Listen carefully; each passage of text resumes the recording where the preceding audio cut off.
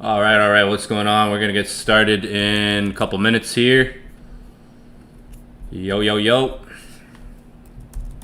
Saturday night. What it do? Gonna start in a couple minutes. Gonna turn a little bit of music on for a bit, and we're gonna start in like 2 minutes, guys. 2-3 minutes or so. Let me know if you guys can hear me good in the chat. Let me know where you guys are tuning in from. But yeah, we're gonna be live and get this going in a couple minutes. We got some real good knowledge we're gonna go over, a real good game. Just like we do on a lot of sessions, we talk about a lot of knowledge, a lot of information, and different experiences. Gonna share a lot of my experience here from Friday. Friday, there's a lot we can talk about from just Friday. There's a lot we can actually dissect and understand about the markets. So I'm going to go over a lot on this session throughout the whole thing. Let me know if you guys can hear me good. About to get started here. Smash the like button before we get started. But yep. Friday was definitely a big day for the markets. We had NFP. That's going to be what this training is about. Really, NFP. Non-farm payroll happened on Friday. As you guys probably know, right? We had a NFP day. That's going to be like the main topic. I'm going to show you guys, and I went over this last night, but we're going to continue the topic today a bit. Go a little bit more in depth. I'm going to show you guys how you could have caught some trades. Like there was setups to catch. There was 3 different setups you could have potentially caught Friday morning. I went over one of them live on Friday. So actually, Friday, we were live on this channel. So to talk about this, this training that I'm going to do right now, because we're going to be talking about NFP after the fact, right? But there was things I was talking about Friday there as well when we were live on the stream, looking at the market in real time as things were moving, as the NFP came out. So there's technical stuff we're going to go over here, fundamental stuff, because there was analysis I did, and there's a reason I was marking this up on Friday the way I did. All right. Friday we were live when NFP was going on, NFP was happening. Live in action. So yeah, let's get into it. It's going to be a good training. Hope you guys are ready for today's training. All right. Give me a minute. We're gonna really start in like two minutes here. Gotta do something real quick. I just gotta do something. Do all these Fibonacci? Yeah, like in my head, like that's the thing. I've drawn Fibonacci for years. When I first started trading, I would draw Fibonacci's for years. So like after time, you can eventually understand like where a 50% retracement is. So yeah, like I do. Even though I don't always draw them or show them on my charts, yes, I do use Fibonacci. Just sit down, penne vodka, with some grilled chicken, I need some chicken right now. Am I at a point where I'm consistently profitable? Me? Are you asking me? I've been trading 11 years, if you're asking me. So, I'm past that point. I've learned how to gain profitability. And part of that is learning how to lose. Understanding that a losing trade isn't a brick wall. Right? It's not a wall. A losing trade, you could, depending on how you lose, like if you lose big, here's the thing. You lose a trade and you lose too much than you were expected to lose. You lose more than you should have. More than you can handle. Because there's losing's normal. But no, just knowing how to continue on and just trade and know that you can get that number back. Like if your losses are $2,000 but your wins are only like $500, that's bad, right? You have to find a loss that when you enter, you'll see that number even if you don't hit take profit 1, take profit 2. It's about execution. But like most traders, when they lose, they reflect one loss or a bad day to, oh, that's my week. Like one bad day could reflect a lot of traders' month. If you have a really bad day, you might end up having a bad month. So it's learning how to lose at the same time. If you're asking me if I'm like, look how much time I put into the charts. So for instance, like we've streamed in the last 2 days. This is like our 8th stream in the last 2 days. Take that into consideration. How much chart time I'm putting in as one individual, like since 2 days ago. Not even including the inner circle sessions. So 1, 2, 3, 4, 5, not including inner circle. So inner circle would be like 8 or 9. So think about those hours. Like I'm on the charts. That's how I'm able to spot setups. Like I'm on the market when the markets are open too. Even when the markets are open, I'm on the charts, right? I'm streaming multiple times a day. People ask me, Evan, when do you trade? Well, like a lot of times I'm doing analysis and looking at charts with you guys, kind of like gaining it, like looking at where the market's at, and gaining like, okay, maybe this happens, maybe it comes here later.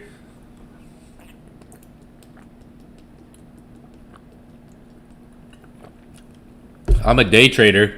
Like I follow some of these guys online, right, that talk about trading a lot, that don't send signals, that don't do breakdowns real in time, right? That might take one trade here and there. My strategies, I can find one trade a day, like 2 trades a day, even 3 entries when it comes down to entries.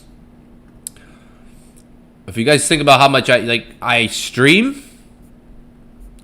that's a good amount of chart time daily that I'm putting in, right? So with that chart time that I'm putting in, I'm able to spot more setups, different moments, right? Different moments of the day where there could be an entry to see, okay, let's see if this entry sticks. We got a confirmation here. This is looking like it's setting up. I kind of spread my time around.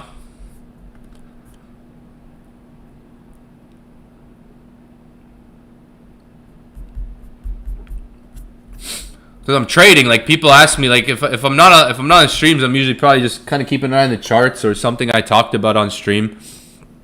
The last 6 streams are very, very valuable, especially the ones in the inner circle where I went over that one setup. But even when was it?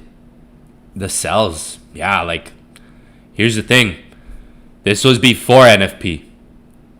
Before NFP, you don't need NFP. So when you see these big news events, what a lot of traders, want to predict the market. Like, what's the market going to do? What's the market going to do? You want to predict things, really. We're going to go over gold analysis too, because gold moved interesting on Friday, guys. And I got some ideas where I think it might go for the month of March. Like, I'm going to do some analysis as well on this stream. Gold moved pretty interesting Friday, right? Did anybody catch any trades on gold Friday? Are you guys in any trades? I'm holding buys still.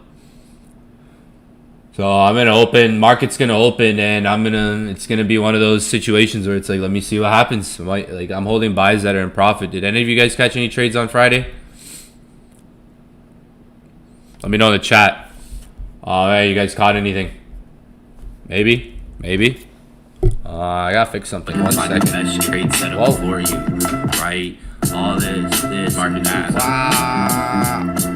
The things I've been using have stood the test of time for me and thousands of people. Where am I speaking? Right? There's people in, like, I have my own inner circle. Where am I speaking here? There's a video playing. Gotta find it. Trying to play some music a little bit. Give me a minute. Give me a minute here. Oh yeah, did any of you guys catch any trades on Friday? Did anybody catch any trades on Friday? Anybody trade on Friday?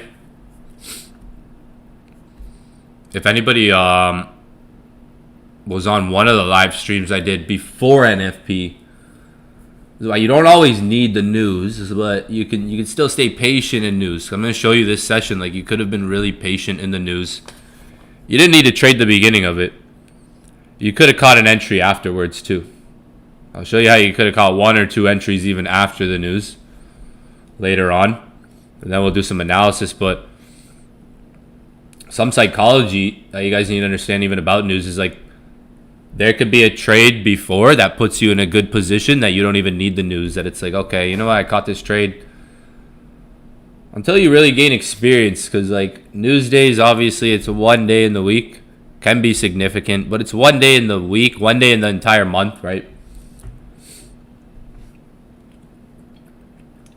You kind of want to just treat it like a normal day, not overthink things, not try to predict too much. Focus on what you see. Focus on collecting information that adds up, that gives you a bias. When you're using big news days, you want to add things together that kind of click to say, okay, this and this makes sense. And that's as we go forward. This is gonna I'm gonna tie everything together with the fundamentals and the technicals. You want to treat it just like a regular day, like trade what you see, focus on what you see. As well as gain a mix of what's going on here, right? Was the data negative? Was it bad for the US dollar, or was it good for the US dollar? Was it bad or good, right? Let me know if you guys caught any trades. I want to see. I don't know any educators that stream as much as Evan. Facts. Losing just means you're trading. I said that once, yo. Losing just means you're trading. Join my private group. While I'm on a losing streak down. So I'm telling you, man, these influencers out there, some of them be on fucking, like losing streaks, trading with millions of dollars. Can't even fucking, like, bro, so send me like a 3 mil account. I'll fucking rip that shit up. I'll turn it to 5 mil next week, and then we'll be good. I gotta sell my crypto account one day. I was planning to do that. I was planning to sell way more Bitcoin and XRP. Should have sold more XRP when it was at like fucking $3.60. But hey, it is what it is. Should have sold more. Hey, it is what it is. You shoulda, coulda, woulda. I got millions in crypto. Trading with I got a funded account that I trade with when there's a good setup. But you guys see what I do week in, week out. Caught a couple buys. Caught some buys, position. Caught some sells and buys. Holding buys as well. I got a few during work. Left 2 runners. Yeah, I still have the U funded. People keep asking. I'm gonna get on that more active. I've just been focusing on the website right now. Honestly, like the videos, a lot of recording, the website. That's taking a lot of time. I don't have it here. Where is it? Really just been like focused on the website, building that, getting that so it's done by a certain time, videos, and just trading on. I've been trading a lot on MT5, as you see. I took a trade, like when I lose a trade, usually that's when I trade on my funded account, honestly. It's when I lose a trade.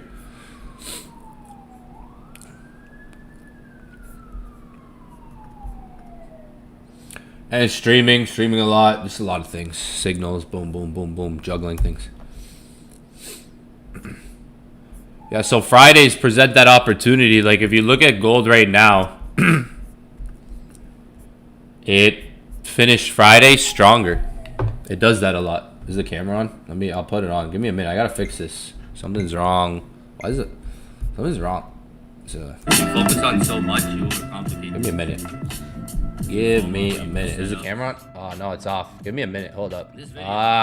7 months ago. It only got 1K views. Where am I It's a at? good video because to this day, it's 7 months ago. Where but we to at? this Give me a day, minute.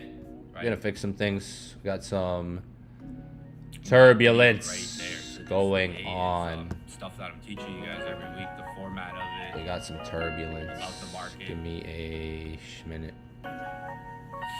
What's good, what's good, what's good? Where is this playing from?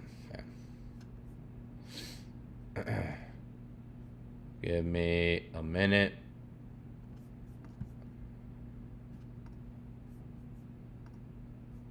I'm gonna fix things.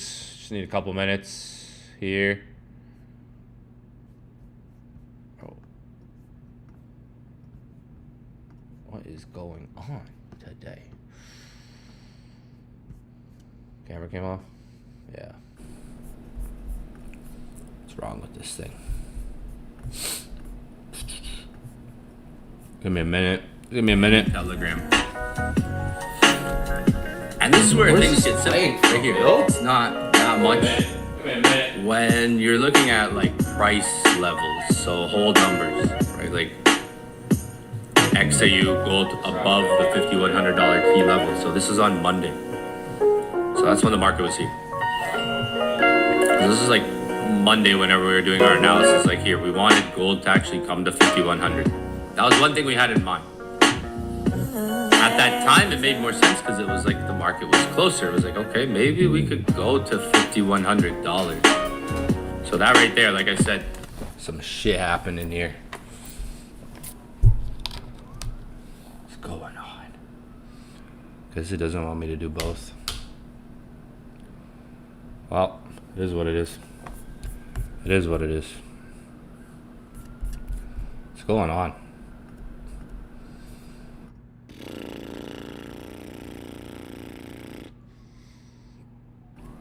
All right, whatever.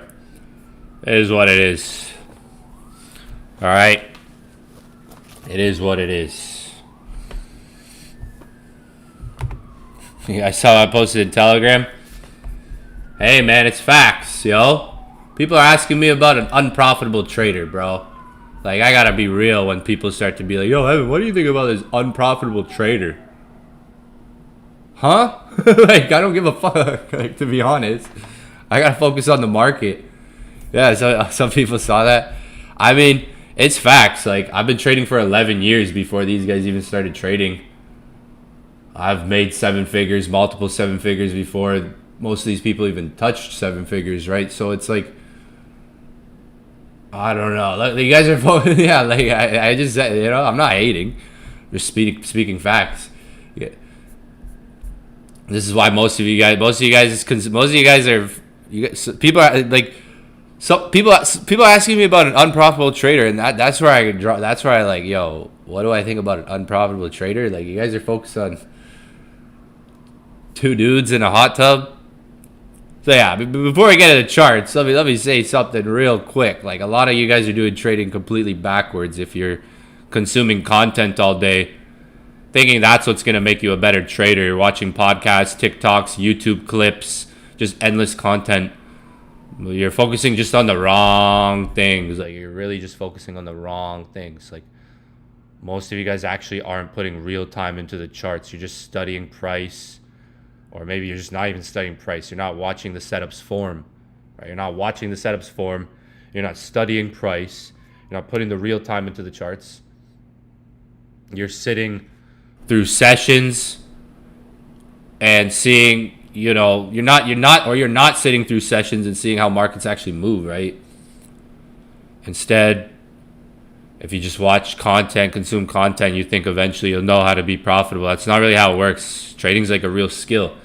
Look, like, that's what I was saying at the beginning of the stream. Like, look how many times look how many hours I'm going on the charts looking for setups. Like, you're not gonna find trades by just kind of sitting there watching content all day, figuring out how some unprofitable trader's journey finishes. Like, that's just content. You know, someone asked me what I think about that. That's just content, yo. Like, this is just for content. Take someone who sucks at trading.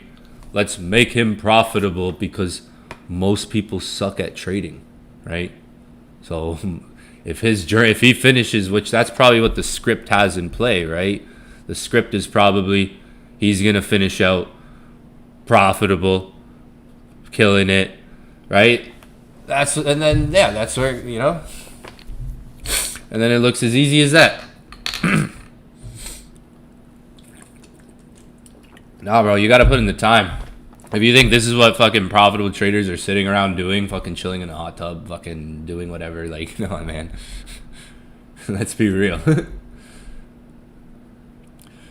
yeah, like, so like, when I get messages like that, I'm gonna say something. I mean, if someone says like, "Yo, what do you think about an unprofitable trader?" I mean,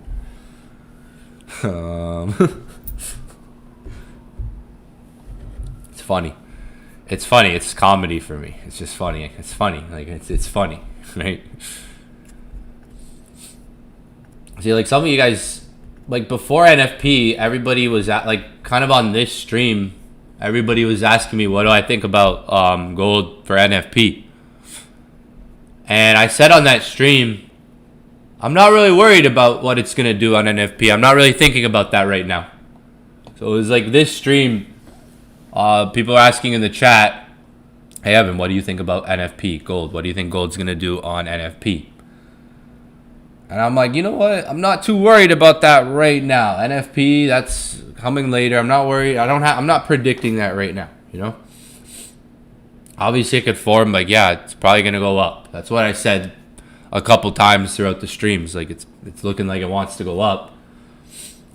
But it's not always about predicting. It's about like what's in front of you. What do you see at the time, or even, you know, before the news, during the news?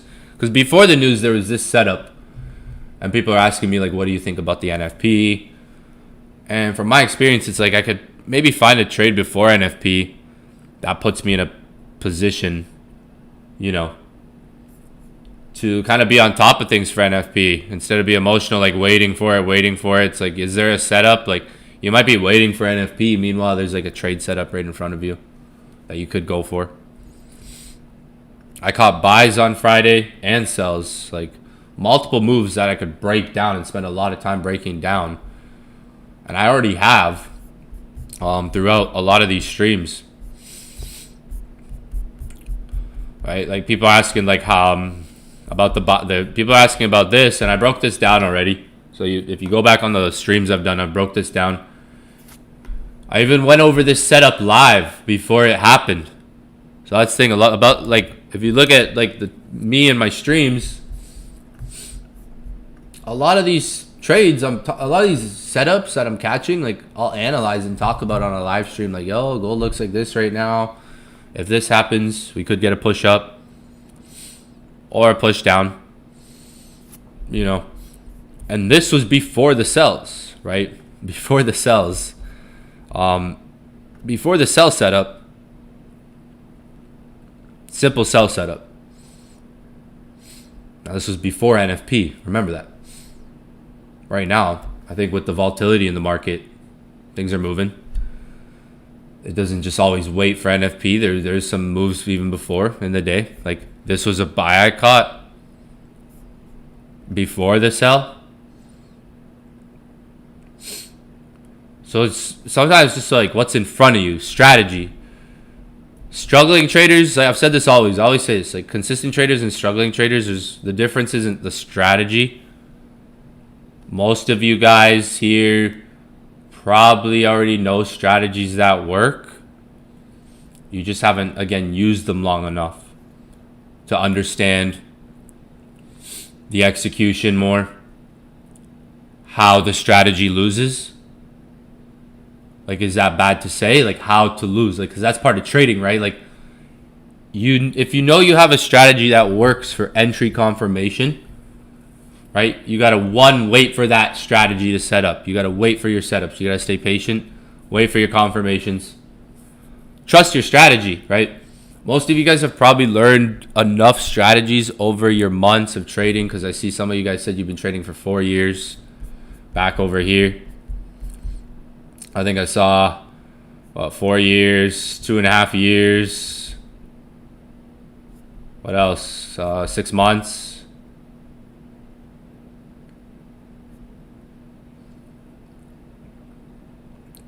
Like if someone has a good strategy, you should be able to take it and see it. You should be able to see it every day, right? Like every day. It's not about passing funded accounts. No. Like passing a funded account isn't gonna, like, you could do that in a day. You could do that in a week. You could pass 10 funded accounts, right? Eventually you'll hit it, right? Eventually you're gonna hit it, right? Right? Eventually you'll hit it, right? There's a skill set you can gain even if you have $100, $500, $1,000. There's real raw skill set you can gain, experience. I've shown it time and time again, not only with myself but hundreds of other people, right? I wouldn't be talking like this if like hundreds of other people wouldn't be able to duplicate things I say on their own, because that's where most of the results from the inner circle actually really come from. Most of you guys think the results from the inner circle come from my signals. No, it just comes from the knowledge that people have replicated and learned on their own. To be honest, I would say it doesn't come from the signals. If it came from the signals, we would all be driving Lambos right now and something. It comes from more of like, again, the knowledge being duplicated, self-sufficiency being gained. Being able to see things on their own, take trades, make decisions on their own. Right? So yeah, that's why I said that. That was before coming in. Most of you guys, you're focused on two dudes doing some fruity stuff. I seen enough of those clips and I was like, oh man, here we go. Let's be profitable, guys. This is the road to profitability right here. The road to profitability. No, you gotta lock in, yo. You gotta lock the fuck in. You guys see me lock in. How do you think I catch these trades? I'm just locked in, you know. I'm focused on strategy, right? This is the strategy, right? Look at the rejection candle here. 4 hour. Nice 4 hour rejection candlestick. We talk about that all the time. Anyone who's like an OG here, anybody who's come in here consistently, how many times do we talk about rejection candles, right? On different time frames. This was on a 4 hour, H4. Solid rejection candlestick. Looked for the next candlestick to push up, right? Strategy, like, that's the thing. Consistent traders have seen their setup. Remember what I was saying before, like a lot of you guys at the beginning before we got into this one, I was saying like a lot of you guys are focused on the wrong thing, consuming content, watching these clips, TikToks, podcasts, videos all day, these streams that people are doing that are entertaining, right? They're fun to watch, funny, right? The majority are just not going to be profitable off of those things. I'm just going to be real with you. I'm going to keep it real. Like, I'm going to keep it as real as someone. I've been in the game for 11 years. All right, I'm going to keep it real as I can. Right? So you just get past that quick.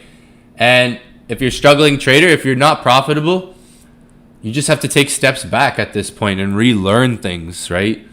Take the things that don't matter away, relearn. There's points where you just have to take a step back, right? If you're not consistent. But all it is strategy. Like, consistent traders have seen their strategy form in real time enough times to get a grip of it, to understand it more, right? The same strategy. It's not always about learning more strategies, more information to become a profitable trader. Most of you guys already probably are well equipped with information. You just need the right psychology, discipline. Most of you guys probably just lack psychology and maybe just some skill, like skill refinement, how to actually refine skills. That comes from your losing trades, right? If you're actually using a proper strategy, a real strategy to enter things, you know why you're taking your trades. Refinement comes from your losing trades, because if you're focusing on a strategy that works, when you lose, you know what to look at, why you took the trade. You understand why you lost and how to maybe operate a bit better. That was a fire trade though. Simple stuff. Look at these pips right now. That gold's moving, like daily pips that this thing's moving. Like, And then the next trade sells. Same type of like setup in a way, confirmation. You know, this is like, I was looking at the 2 hour and the 4 hour. It takes a move to really make a move is one thing you guys got to understand too. It takes a move to make a move. It takes a buy to make a sell. It takes a sell to make a buy. Right? It's gonna take a dump to create that reversal, right? Or vice versa. It's gonna take that pump up, right? That market that's pumping to create that sell. Candlesticks in a simple way that could, you know, if we're having bearish candlesticks, right? I could look like this. Maybe just bearish candlesticks coming down. Let's say this is the 4 hour or maybe the 2 hour, 1 hour, 4 hour chart. Let's just say it's a 4 hour. It's kind of like, it's literally like this. A lot of you guys might struggle catching reversals because the market's really volatile right now. You might just be buying off of any candle you see that starts going up 50 to 100 pips. The 5 minute starts moving and you're like, I got to get in. Or the 15 minute starts moving. You're like, oh, I got to get in. Right? I like to use the 30 minute, 1 hour, 2 hour, 4 hour even. 4 hours obviously going to be a longer time frame. You're not going to see as many setups in the day, but you will through the week. But rejection candle, like when you're waiting for a market to reverse, you really just have to wait until you start to see actually, like, it's when it comes down to patience, it's actually just waiting until you get a candlestick that actually says, okay, this downtrend could now be over. And you may have to wait hours at times if you didn't catch the sell. If you're not in the sell or you don't see like a way to get in that downtrend, you're going to have to wait. And times you may have to wait hours for that to actually form. It could be one candlestick. I'm going to tell you right now, one candlestick can make a difference. Realistically, on any time frame. Like, one candle can make a significant difference in how you enter, how you position yourself, where you are on the charts. So rejection candlestick is actually one of the simplest things I teach, because you see them all over the chart, whatever time frame you're looking at. Doesn't matter what time frame you're looking at. It's one thing I was describing here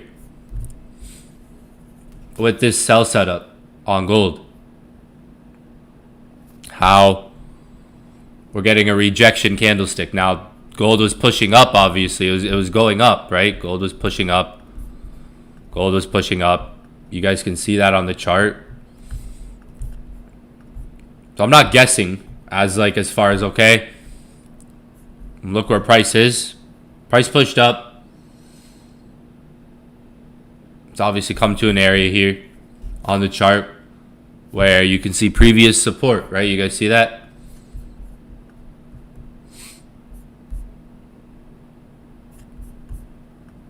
Just price at, because the price, as I'm going to tell you right now, like most of these influencers, educators, traders out there, they don't have the same amount of time on the charts that I do. That's like, I'm going to tell you this, like I used to study ICT, smart money, like, so I took the smart money course in 2017 when it was like, when you had to pay for it, right?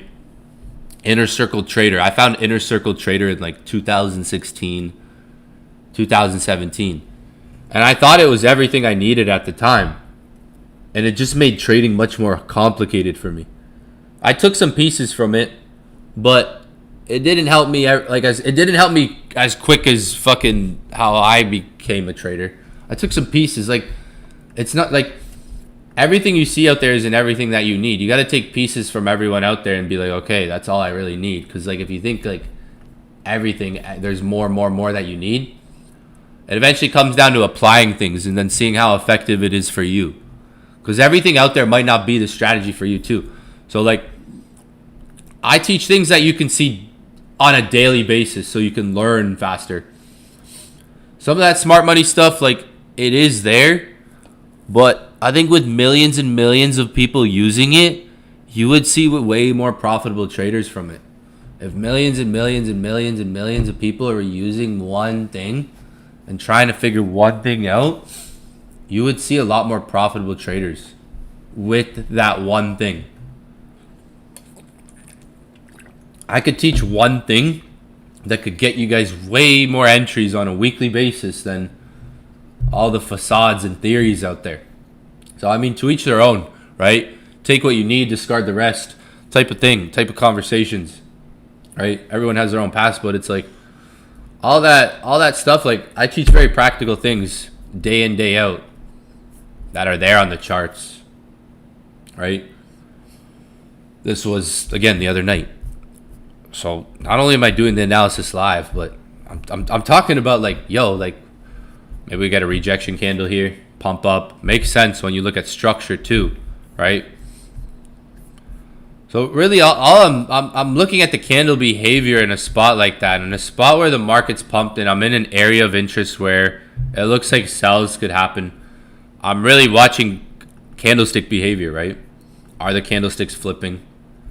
Are there wick rejections forming, right? Are we getting like wick rejections on those candlesticks? It could be in the moment where something like this is literally happening in the moment. Something like this. This is what I mean here by a rejection candlestick in terms of price action when it's happening in the moment. There's moments where, you know, look at how price dumps here.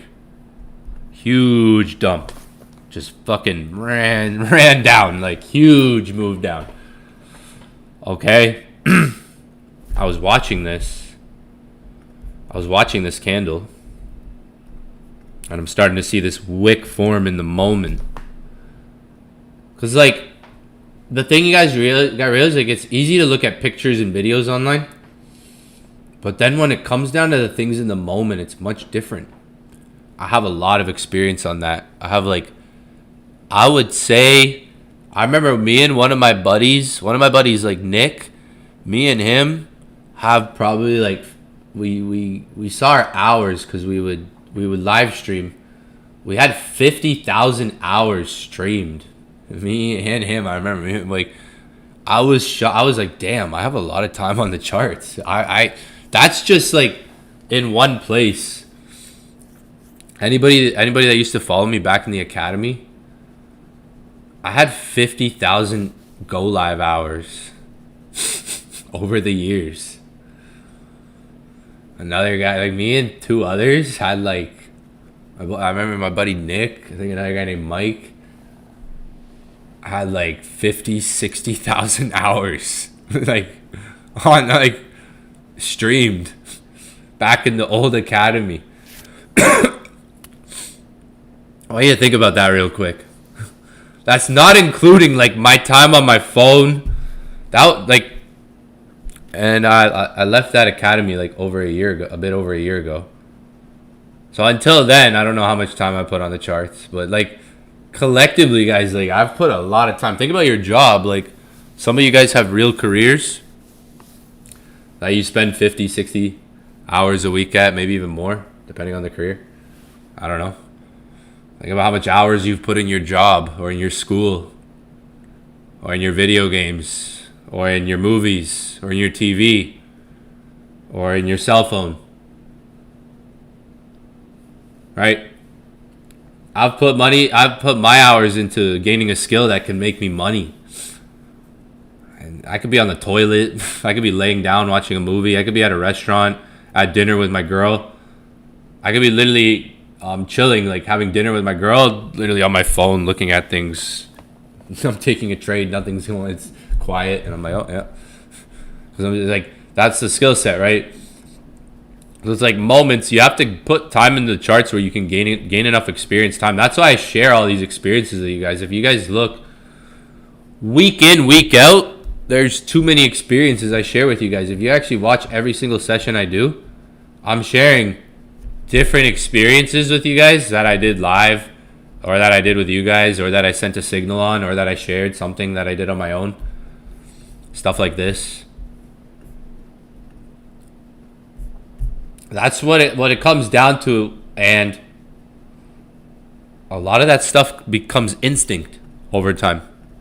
Like, it's just instinct. Your brain, like, when you say trade what you see, what is that? That's like your brain, right? When you're drawing something up, can you always explain what you saw sometimes? Like, no, you draw it, right? You see it, right? It's like this. We were live when I drew this up. Can I explain every reason behind this? Probably not, but I can do my best. Right? Do I have to get super analytical? Yeah, there's a fair value gap there. Yeah, there's an imbalance. There's an imbalance. There's a fair value gap. We have a higher high, market structure shift. Right? We just broke up. Initial move on the news. Looking for that retracement, continuation. News also came out negative. Friday reversals.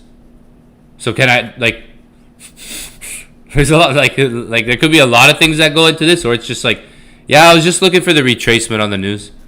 Like there could be a lot of theoretical things that I could say go into this. Or I could just say, news was negative. Market pushed up. News was negative. Market pushed up. Was trading the first retracement. Like, there could be 10 things I say here, right? Friday reversals. Imbalance. Fair value gap. Market structure shift. When we tie the news into this, the news came out negative. So that helps you form a bias for the day, for the time being. First retracement. So that's going with number 5. First retracement's going with number 5 because it's like news is negative. Market structure shift. First retracement. So potential continuation on that first retracement, first pullback. Like I said, Friday reversals. 5100, 5090 area price, lining out like a price, hold numbers.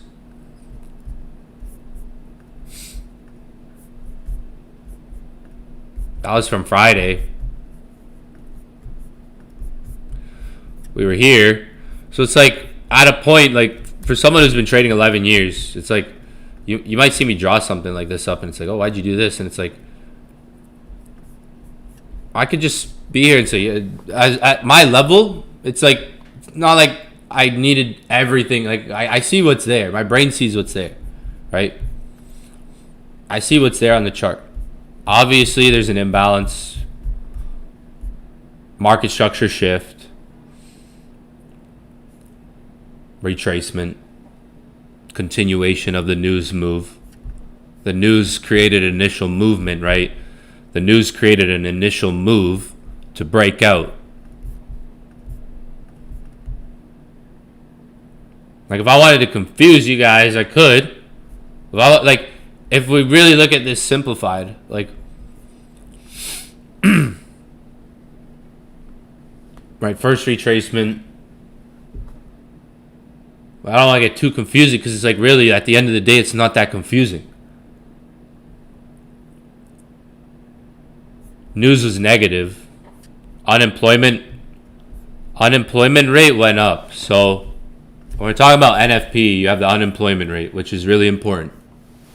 Month by month.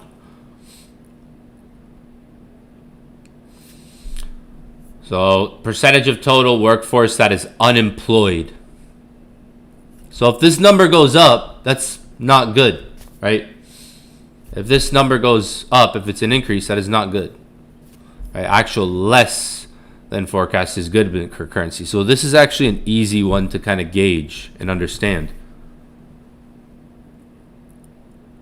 Unemployment came in higher. Not good, especially if you consider the times that the world is in right now. Like the US is in the middle of a war right now. And not a good economic factor here. Right? Geopolitically, US is, in some shit right now. But then this is not necessarily a good economic factor. So that creates the initial move, initial news move, because there's thinking behind this too. It's like what I'm saying. Think about what I'm saying is initial move, retracement, continuation. Right? Initial move, retracement, continuation. Initial move, right? That happened. And it's like if you at times you may be able to put together, okay, why did the initial why okay, the market obviously took this for a reason, this move. And we were talking about this live again. So we're looking for that first retracement. That's like, if that doesn't happen, it's like that's what could happen in an instance like this, right? It's like that's what could happen here. What did gold do? First retracement of the news move. It starts rejecting here. You can start to now look at different time frames where it starts rejecting. Here's the 5 minute. The 5 minute starts rejecting here. And it pushes up. And it comes back and it rejects again here. Now if you look at the 15 minute. The 15 minute rejects here.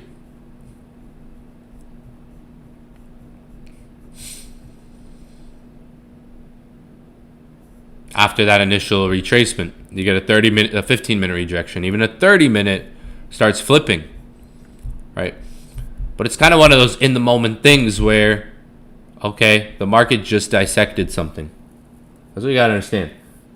I've been trading 11 years is what you guys gotta understand. So you guys gotta understand I've been through a lot of news events in the last 11 years. So I can talk about different vice versas, different things, right? I've seen all the, like, think about the last 11 years, how many NFPs, different FOMCs I've seen. Does NFP matter? No, but there is understanding around it, right? Do you have to trade NFP? No. Now, there's two things here. There's NFP, and there's just understanding how the market can behave on Fridays without NFP. So a regular Friday. There's some other things we're going to talk about on this session that's important. Smash the like button as well. Me really mad? Oh, I'm mad. You guys haven't seen me mad. Me mad? Am I mad? No, I'm mad. Yeah, risk management, everything. It's all, I ain't mad. I ain't mad. Think I'm mad? You haven't seen me mad. You guys haven't seen me mad. You guys think I'm mad? I'm having fun. I got multiple 7 figures in crypto. I ain't mad. I'm chilling. Right? I'm gonna go downstairs and get a burger after this and French fries. I live in a hotel. Like I'm good. I ain't mad. I live in a hotel. I got the sweet life here. Right? Like I ain't mad. Unless you talk about someone else.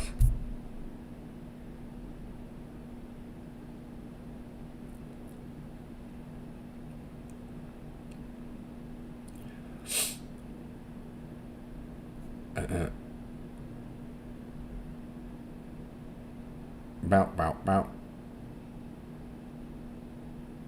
We're gonna get a burger after this, yo. Gonna get a fire burger downstairs. Maybe a beer, maybe some beers, maybe, probably not. Maybe a couple, probably. We'll see. I'm chilling. I'm about to cop a Rolls Royce. Life's good. Like Rolls Royce is coming in like maybe in a couple weeks. Like I'm chilling right now. I'm chilling.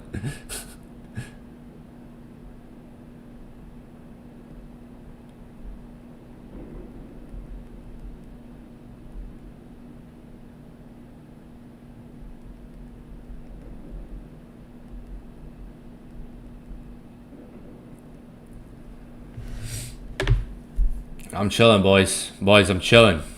Double R loading. Double R. I'm chilling, boys.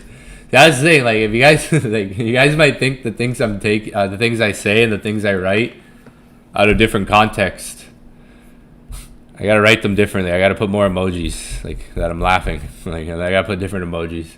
The context might be taken different. I think only like 2 people have seen me mad, like actually mad. Yeah. Maybe 2, maybe 3. 1, 2, 3. 3 people have only seen me actually like really mad. Like mad. It would take me a lot to, like why, like I'm trying to help you guys. Why would I be mad? I'm trying to help you guys. Lock in.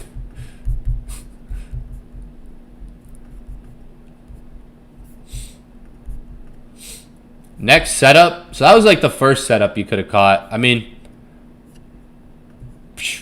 here you got like negative news,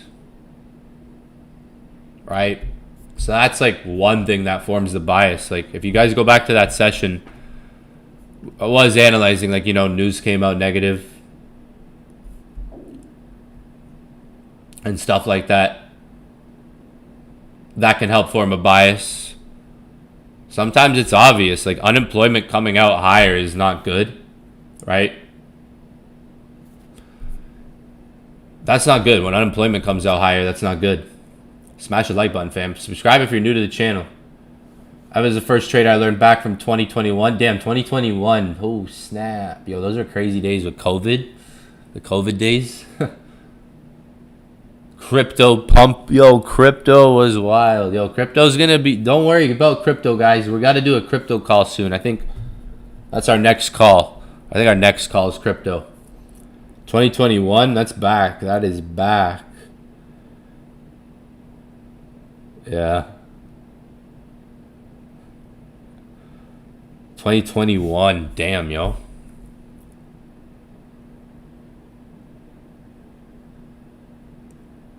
Oh, it was a compliment. Thank you. Thank you. Thank you for the compliment.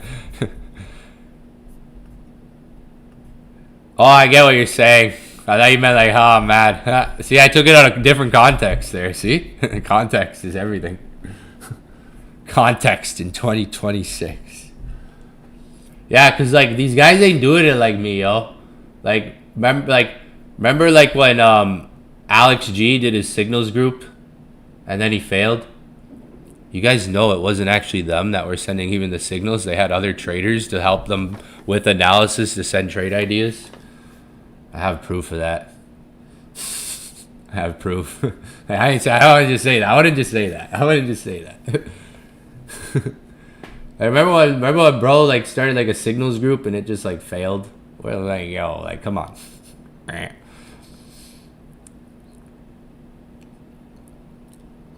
I got mad last week though. I got mad last week when people were sending me like shit emojis after the trades. That's when I got a little mad. I was like, but then I caught gold buys and I was like, fuck. On Friday I made $5,000. I was like, fuck. But yo, if I held, oh my god, like if I held everything, the thing is, like I was closing positions at like 18, and then when it went to 30, and then left a couple sluggers. Because I'm like, Friday, the important thing about Friday too, guys, that you guys got to understand, because we're going to talk about the news more. Let's go over the Friday topic so we can all understand Fridays. Like, if you actually look at gold since 2025, if we go to the gold chart, and I have it marked here already. These red lines are all Fridays. If we look at every Friday, Fridays are super interesting for gold. I'm going to mark Fridays.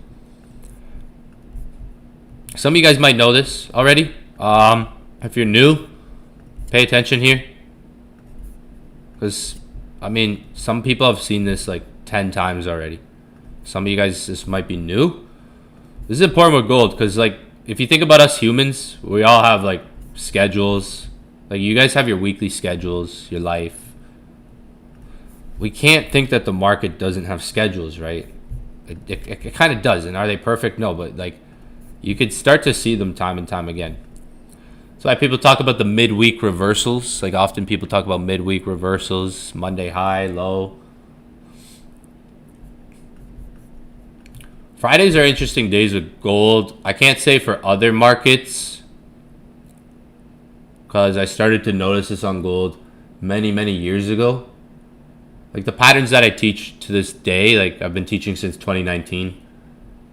So the things I teach to this day, I've been teaching since before COVID, before all these wars, before Trump, and it stood the test of time, right? Fridays are interesting though, cause right now it's obviously Saturday, market's closed, but look at where gold finished Friday. It finished the day stronger. So keep that in mind. Friday, where's Friday? Friday. So there's Friday. I gotta put them on like the 4 hour. There we go. I'll move them over a little bit. It's like Thursday, Friday. Realistically, like Thursday, Friday is a good kind of time. Like midweek, going even into like midweek. Because look, Thursday, Friday. Thursday, Friday. Thursday, Friday. So you could look at it just as Fridays, but Thursday, Friday. I should have said that. That like it can be kind of going like Thursday into Friday. So remember that too. Like that's important. See, Thursday, Friday. Oh, this not all of them go down, by the way. Like, but I'm just gonna show you like a lot do. Like, see, like up here's Thursday. This is what I mean. See Thursday. Like, see this reversal. Thursday. Going into Friday. I'm gonna take the camera off for a minute. Maybe can you guys see the Fridays? Should be able to see them, I think. They're all Fridays. All the red lines are Fridays. I'm marking Fridays. They're all Fridays. Even in 2026, like I'm giving you guys like some game right now. So you have to understand, like, look at where gold finished the week. Oh, not that Friday. Oof. I mean, yeah, kind of. Little. I mean, that was on Christmas, so we probably weren't trading. I was drunk on Christmas and eating, like, I was food drunk and drunk. Yeah. I remember gold. I was in buys. I remember gold, like, moved one day and I was, like, in buys. I don't know. I forget, kind of. I gotta look back, but for example, we could, like, I marked Fridays, but now, like, think about where gold finished the day. It finished Friday stronger. So, like, go look at last Friday. It finished the day right here. So if you, like, look at last Friday, this is where gold finished. That's how gold finished last Friday.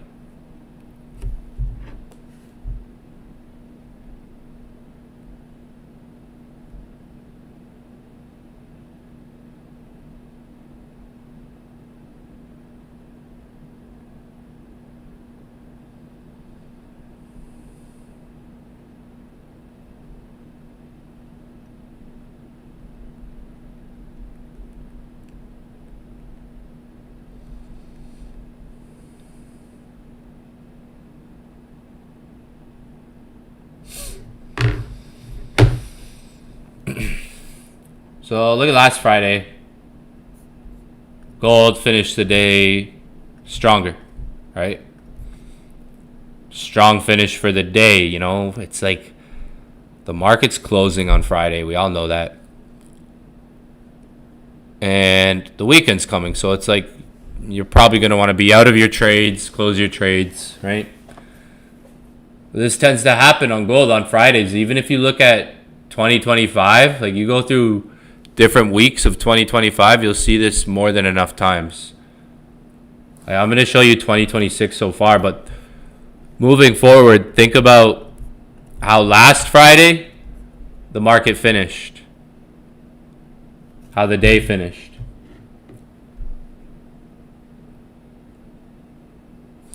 Finished stronger, right?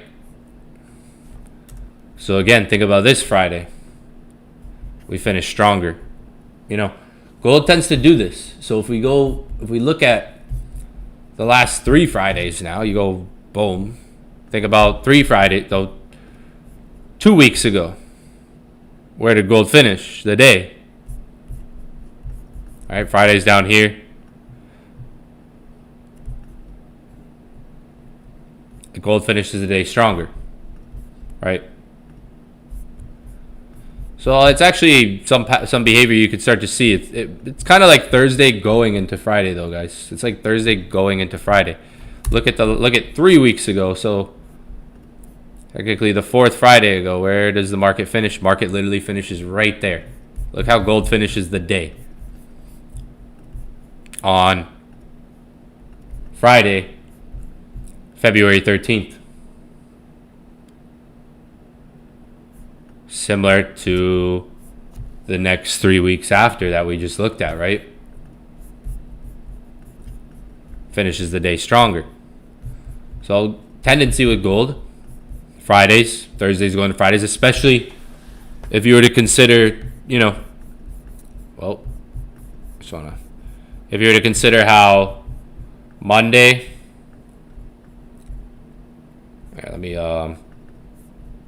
Monday, Tuesday, Wednesday. Let's put Wednesday. I was gonna write it out, and then Thursday. Especially if you were to consider like how Monday and Tuesday move.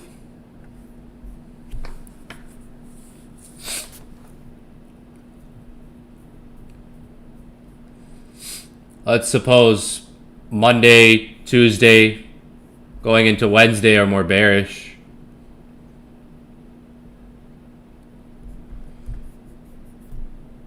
It could be, then end of week, Fridays end up finishing stronger.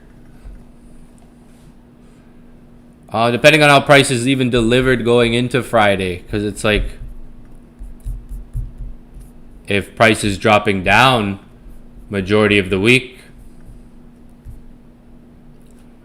vice versa if it's going up. But we could see a lot of times gold going down into like Thursday, Friday.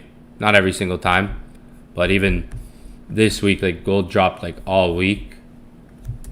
Well, it's even dropping like here. So a lot of Fridays repetitively, like I just showed you a few, but there's actually a lot. Like if you look at how gold finishes Friday, I only showed a few, but look at, for example, there's a lot, there's enough, there's more than just those few I showed. It was just to give you an example. Watch. Most Fridays end up finishing stronger. I'm going to go to December even. Not every single one, but that's okay. Like, it's if this is a pattern, like this is like pattern recognition. So it's like same thing as an indicator strategy. It's not gonna be, if there's a pattern that's repetitive, it's not gonna be there every single time. But if it's repetitive in nature to see enough times, that's important. I like focusing on things like that. Things that I can see repetitive in nature. That if I draw it up 20 times, it's happening more than it's not. Right? Enough like that I can really start to see it the farther even I go back. Is anything like this perfect? No, but there is repetitiveness there. There is some repetition. Even this Friday. Well, this Friday dumped, but it set up for like a perfect buy, and it pumped right when Sunday opened. It was that was when USA invaded Venezuela on that Friday. Well, not the Friday, the weekend after the market closed. I mean, these are kind of things I like to notice about the market when it comes into like weekly flow. So if you understand this, a lot of times trading is about how you think. Like there's thinking about the action, thinking about the probability, thinking about the scenario. Because like if you can look at something like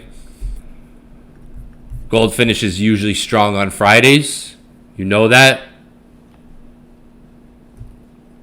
You kind of think towards that, like wherever the day is. It could be like 2 a.m. I could be here and I could be understanding like, okay, like gold usually finishes the day stronger on Friday, so it's probably going to present a buy at some point. If it's a pattern that's likely to happen, or it's repetitively happening right now, like go back to December, and I mean, go in 2025, and you'll see a lot of Friday pumps, or just Friday finishing off sort of stronger for the day, there being a good buy. A lot of them might be something to keep in mind, depending, like, especially even depending on how the market moves into that Friday. Like, this is one of those weeks where it was like, maybe it made sense, right? Market was dropping. How does Friday finish? Friday finishes stronger. Go in 2025, you'll see weeks like this where it has this repetition.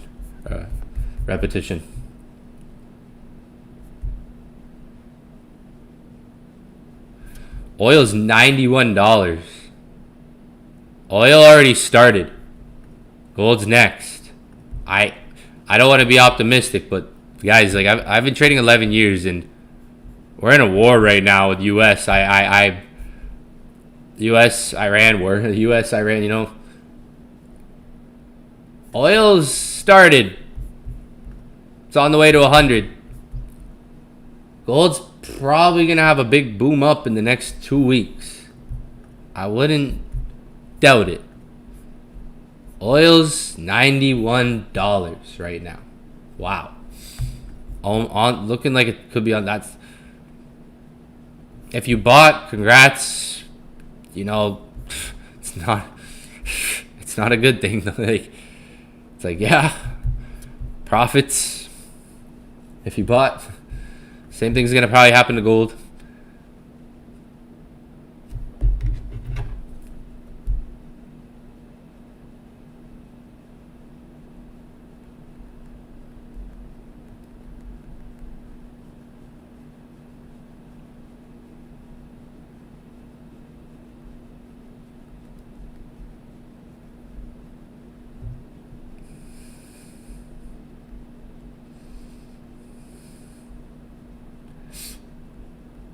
Oil, fuck. Last I saw it was at 86 when like I was done with gold.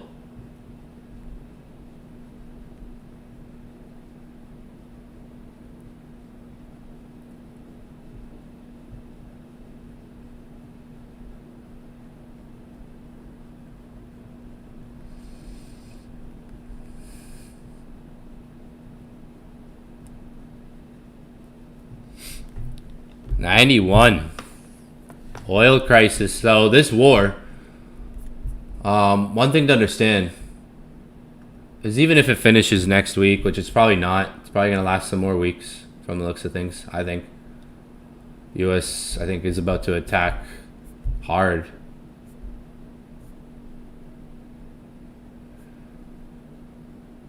Or maybe they did a couple hours ago. I know Trump said they were about to hit Iran hard. They're striking the oil infrastructure in Iran. Let's check out some news.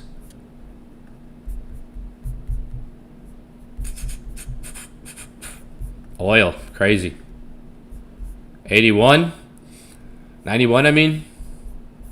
That's the highest price it's been since 2023 October.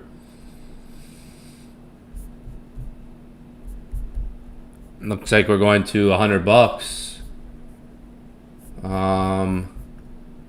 Maybe in the next week or two. Like look at last week, super bullish. Gold's probably next in the next week or two, I would think. There's a whole oil conflict going on right now too. This is like all these refineries too. Yeah, Iranian oil depot just bombed by U.S. Is this real? Is this real? Yeah, I think Trump, because Trump said, I don't know if you guys, is it fake? Let's see. Grok, is this true? It's good to have Grok. Yep. It's good to have Grok. You can quickly, like, you can ask Grok if things are true. Because, like, a lot of old videos are circulating too. We're not seeing everything. Like, we're being so surveyed. Like, we're seeing, like, nothing too.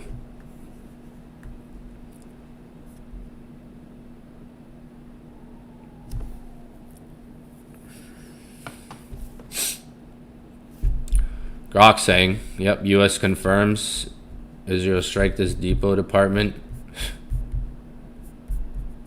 The fuck is this? She knows what she's talking. I'm like, what the fuck is this? Is this my... Oh, it's the comment section. Oh,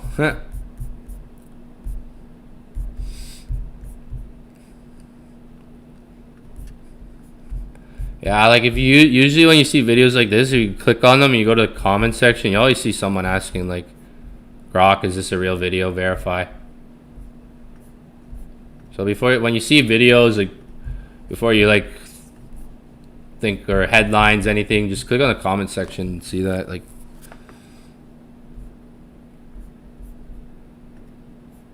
Israel hit them hard in the last couple hours. Oil refineries. I know Iran hit some oil refineries from I think Qatar. There's gonna be countries with this whole oil stuff that could be affected for years. Maybe I think, holy, maybe they're trying to take out their oil and reclaim their oil, right? And then have other countries say, hey, you have to go through us now to get this oil or whatever, take over more oil control. But with all these oil refineries and stuff getting hit, this war could end in a week or two. Like I said, I don't think it is. It's going to last some weeks from the looks of it. But it's going to have months and years of an effect. Just on, like, policy. Like, just a lot of things. Like, even if other countries are going to trust the U.S., like, it's just a sticky time. Like, for rerouting things, for just, like, right now, like, look, you see supply. Like, this is, like, just supplies getting hit in terms of, like, these oil refineries, oil shortages, oil this, oil that. Because they move oil daily and a lot of that slowed down, right? Well, I wonder what oil is going to do when markets open, or next week, not just when markets open, next week in general. Probably going to be crazy. I don't trade oil, but this shows you a lot about the ongoing situation. Gold will probably be next to really, really move. Like that, probably gonna try. I think we're gonna try to break out in the next week or two, coming weeks on gold, and we're gonna see like one of those stronger moves created on gold.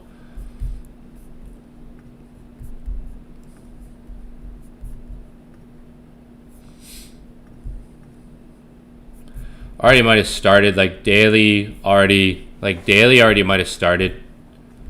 Potentially, like daily did like a huge retracement here.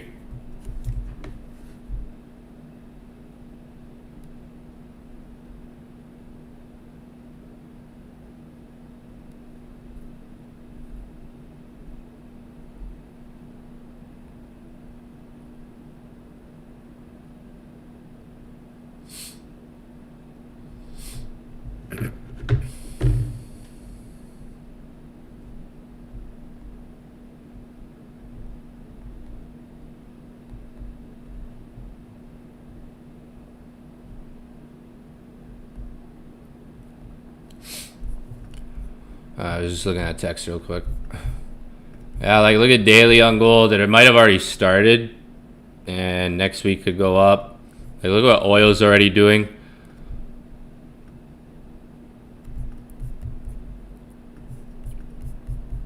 Commodity market is going to be interesting in coming weeks. I think this daily level, like if you're looking at gold, daily level got tapped into Friday, a strong push up on a Friday. We've seen that. I just showed you. Go back on your own charts, guys. Go on your own charts. Go back to January or even a couple of weeks in December and mark your Fridays. Go look at what I'm talking about. Try to understand it. You'll notice it if you pay attention to the market on Fridays. Like I'm saying this too because obviously I watch the market on Friday and I'm there and I see how the market finished and it's like, okay, it's a tendency I've been there to see. So yeah, gold, like honestly, the daily could be trying to push back up or maybe even go like into a big extension because like look at, we have this area we hit. there could be a bigger move trying to line up for gold. Maybe like, yeah, back to the high, or bigger, maybe back to the high. Could be starting that, like when you look at how the daily finished, and we started that move on a Friday.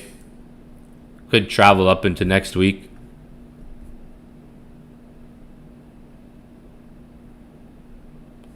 Daily's looking interesting.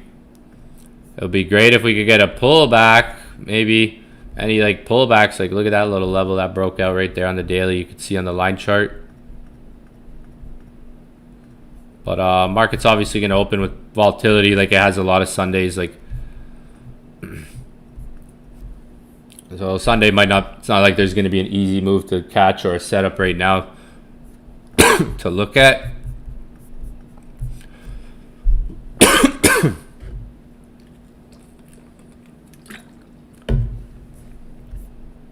It would be good if we could get a retracement. Like if the market was open right now, that's what we'd be looking for pretty much. Like we'd want a retracement on gold, right? If market were open right now, we'd probably be looking for like a retracement back down, right? But obviously markets are not open. So we have to see how markets open Sunday, tomorrow, how the first couple hours go, and where we are New York session Monday. We could be trying to break out, like we break out of these highs. That would be interesting if we get above those highs. But I think if market was open right now, we'd want like a retracement down to maybe look for moves up. But like obviously it's weekend, but not too much we can look at right now. We have to wait for the market to open, see if it opens up, see if it opens down. Maybe take it one session at a time and see where price is. Oil's already ripping, so I think gold's gonna try to do something similar. If you look at gold last week, another thing about time we can kind of dissect a bit, because I talked about Fridays on this session and yesterday, right? Where's that post from maybe a bit ago? Are you guys in these chats? 8 a.m. Look at what last week did. Again, think about how Friday finished, guys, real quick. Think about how Friday finished.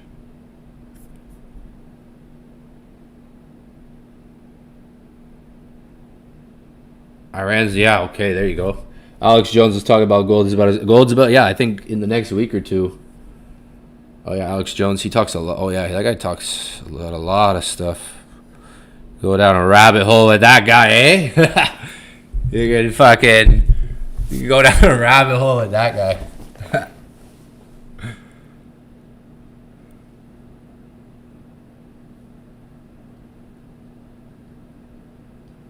Yo, the ICT guy I saw, bro, years ago when I lived in Miami.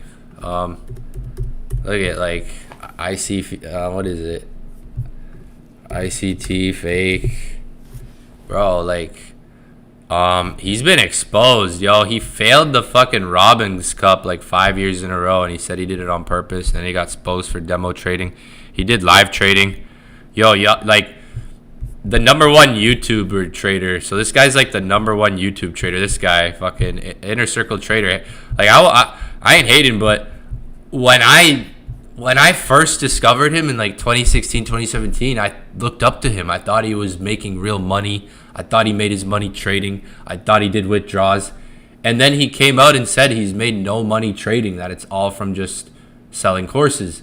I was like, well, it's like getting heartbroken or something. Like, it's like, damn, yo, like someone you looked up to that you thought made tens and 20 millions of dollars doing these things doesn't actually make tens and 20 millions of dollars doing these things. So I'm like, that's where I'm like, fuck this guy, man. He failed the Robbins Cup like 5 years in a row. Said how he's gonna win it. You gotta watch these videos. Like these people expose, like these I'm an idiot expose everyone in trading. A lot of these guys have been exposed like years ago. That's why I talk about him like that, because like I thought the guy fucking actually made like tens and 20 millions of dollars on his theories, his concepts, because they looked fucking beautiful, right? It's like, fuck, right? And then you realize there's like stuff that's also out. He didn't like. He wasn't the inventor of them either. Like that's when you realize that too, and you're like, oh shit.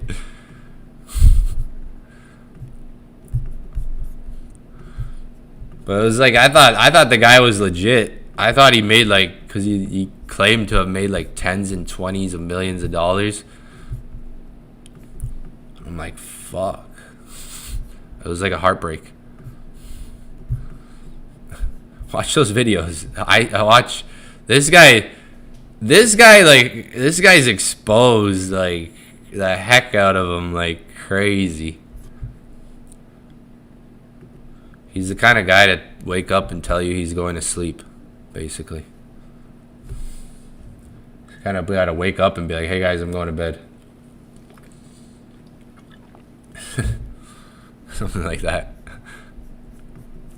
Like if markets were open, look at this. This would be beautiful. But look at what gold did last week. Interesting, huh? Why is this interesting? This is interesting.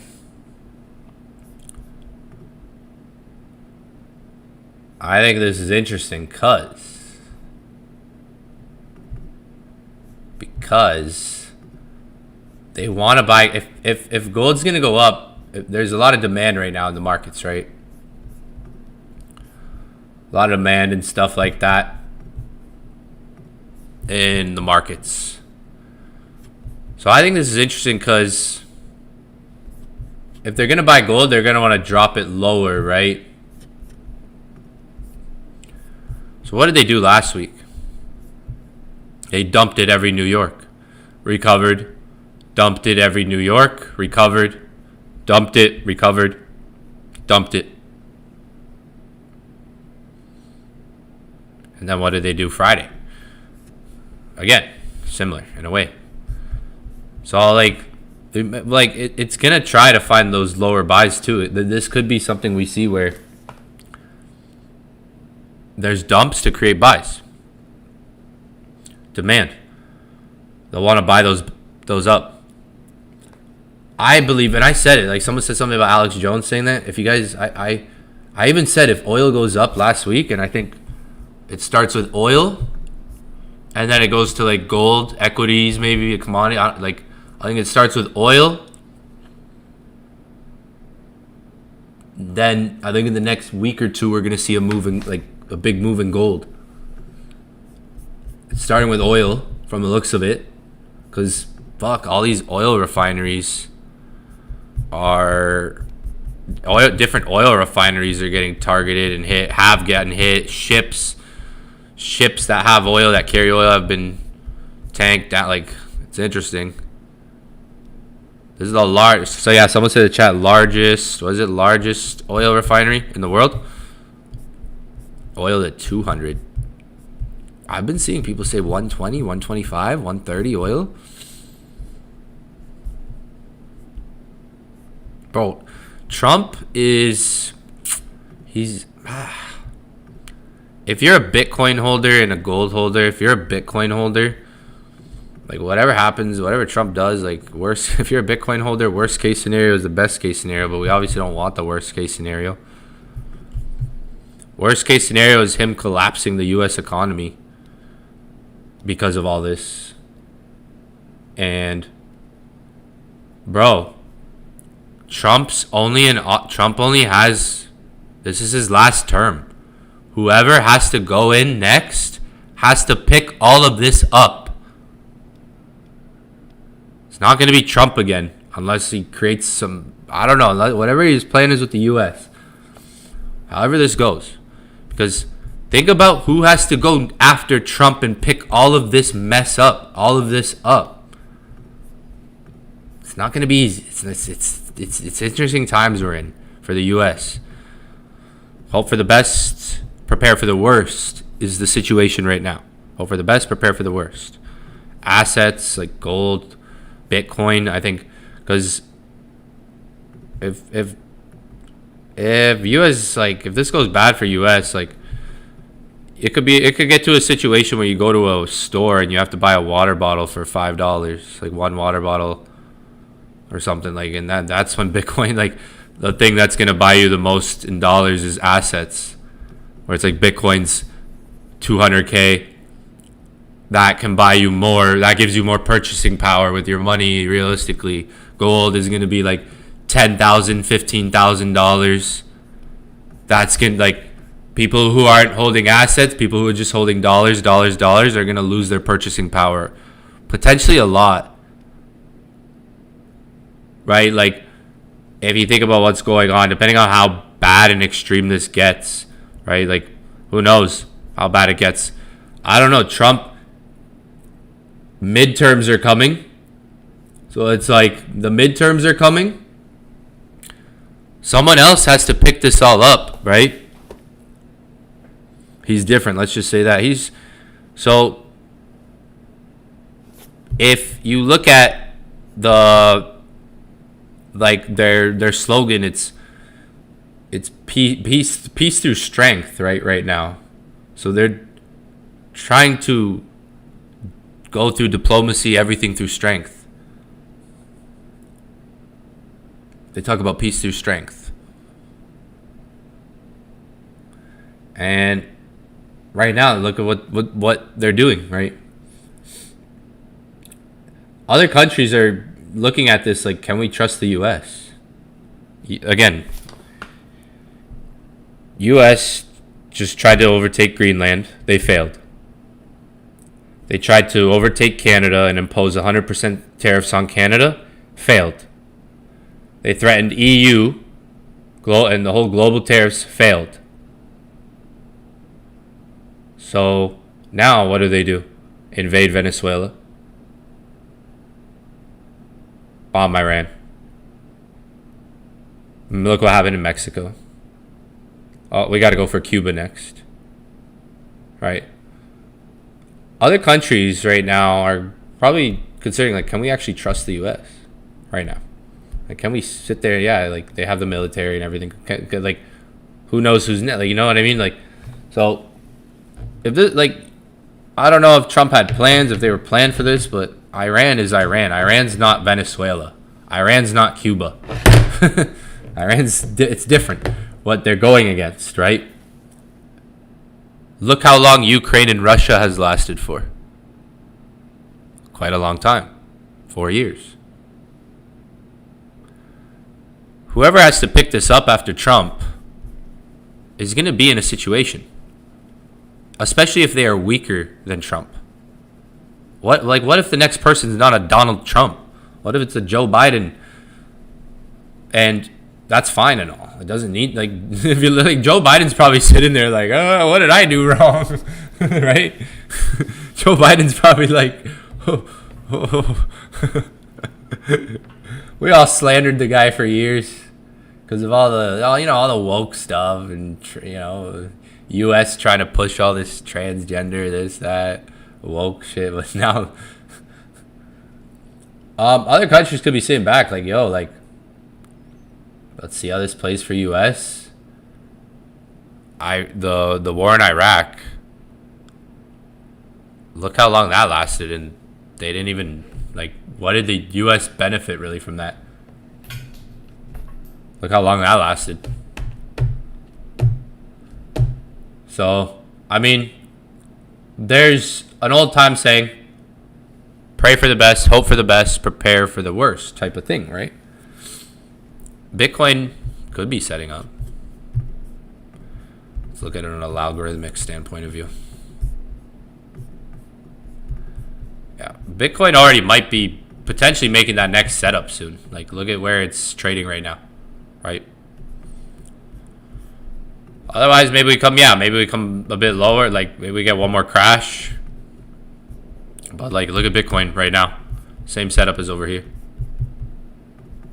Maybe developing. Longer term, maybe. Bitcoin, it's either it's either we're getting a setup here, something setting up with Bitcoin, or we're gonna get like one more crash and then it's gonna set up. But the bottom's probably not that far off, right? Even Ethereum, look where Ethereum is.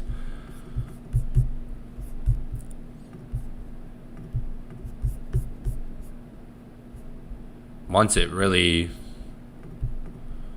like, once it gets above here, it's probably done that more than once. Like, once it gets above here, That's really where it kicks off Ethereum, if it gets above here.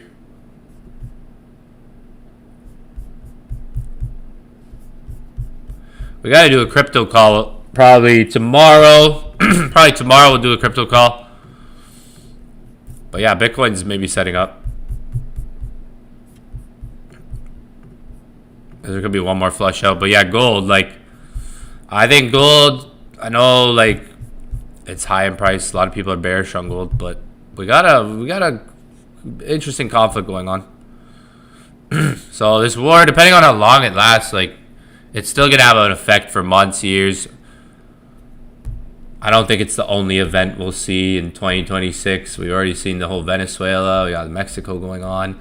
Trump tried to do Greenland. He tried to get Canada. The whole global tariffs. He threatened Europe. He is definitely something else, something to keep up with. And anyone you talk to doesn't know now. Like, anyone you talk to doesn't really know. Like, there's just uncertainty, right? A lot of uncertainty right now. What do you think the best time would be to buy crypto? Well, it just depends on what your goals are in crypto, how you're trying to accumulate the market. When or what? I've talked about this a lot. If you've been on the sessions, we've talked about a lot. Like, now, like, when is the best? What do you, like, when is the best? People keep asking. I've talked about this a lot. People always ask me, when is the best time to buy? When is the best time to buy? What if the market pumps 20% in a month? And you're like, fuck, I should have been buying this whole time. So it's like accumulation. Like, what's your race to get to? Are you trying to get to 1 Bitcoin? Like, I take every phase for what it is. The market's down. What am I going to do? Wait for it to start going up again to start buying? I would take every phase for what it is. Bitcoin's down 52%. Right? Well, drop down 52%. I would take every phase 53%. Every phase for, like, what it is. And say, okay, like, there's an opportunity to buy here. The market's down. Every dip, I'm going to be buying.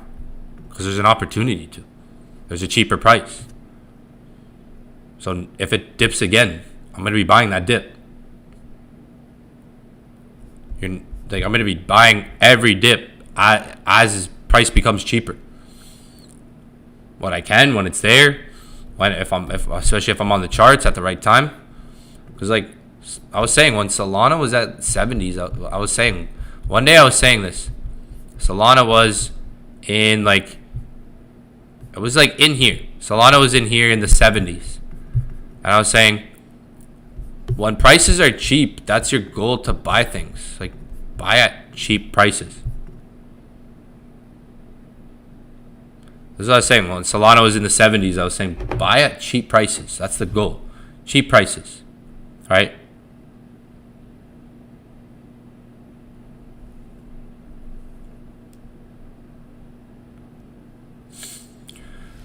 And then the next day I get on stream, or like a day or two later, I get on stream and Solana's at $90 something. So, like, that's what I mean. Like, when cheap prices are there, it's good to take advantage of the market, because that's what you're doing as an investor. You're looking for cheap prices, right?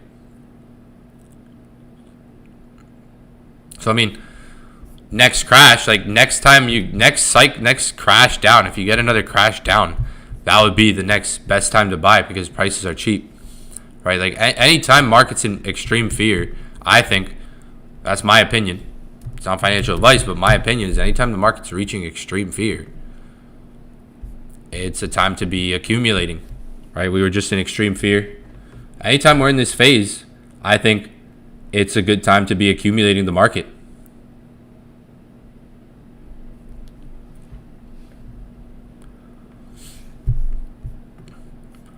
Accumulation of things doesn't even happen overnight. Like, me, like, if I didn't have 1 Bitcoin, my goal would be on the race to get to 1 Bitcoin or half a Bitcoin or an amount of Bitcoin that's worth something. Because the days of throwing $1,000 in Bitcoin and getting rich, it's really not going to happen. Right? You throw $1,000 in Bitcoin, it's not going to get you much Bitcoin. So the goal is accumulation over time. If you put $10 a day in Bitcoin every single day, you're better off doing that. You're better off putting $10 a day in Bitcoin every single day than putting $1,000 once, thinking you're gonna get rich at the perfect price, waiting for the perfect moment. You're better off just doing $10 a day or something, accumulating. Accumulation does not happen at once. It doesn't even happen overnight. You're better, like, you got to think of a lot right now, because the game's changed. There's, like, it's not just crypto cowboys anymore. You got ETFs, you got countries, you got companies, you got big businesses, big names, institutions that accumulate Bitcoin. So with that being said, the game's changed. You got to have a long-term thinking of this thing about, like, long-term accumulation. Accumulation is, again, like I was just saying, $10 a day,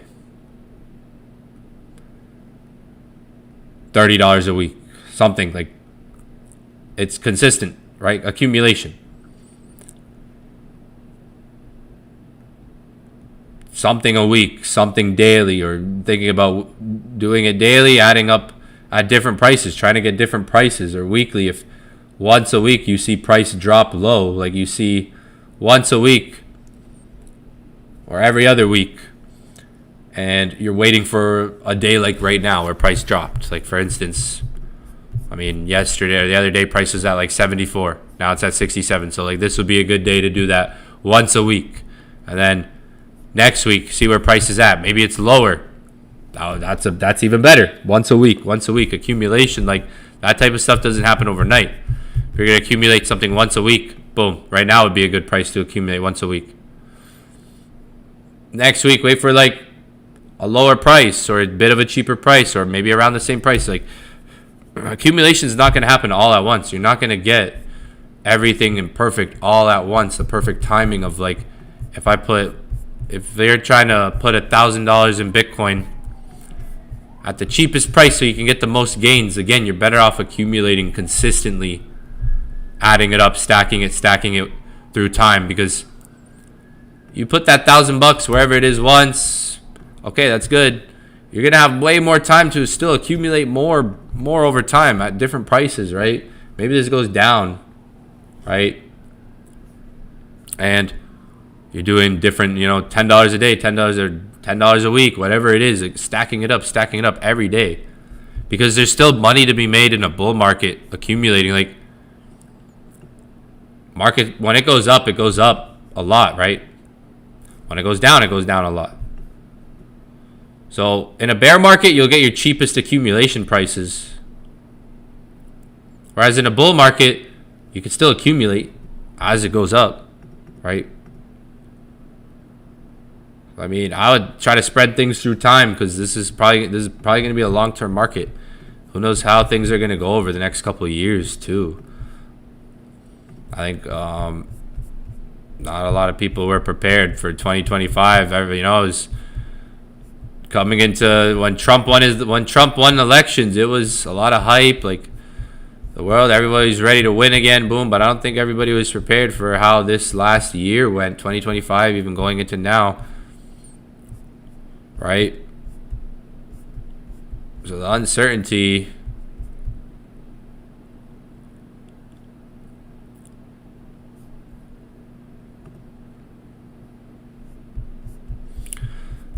is definitely fueling up. Hyper liquid. Hyper liquid. Look at that. The oil. Wow. Oil derivatives. 110 on hyper liquid. Shout out hyper liquid. I got a good amount of hyper liquid. I'm holding hype.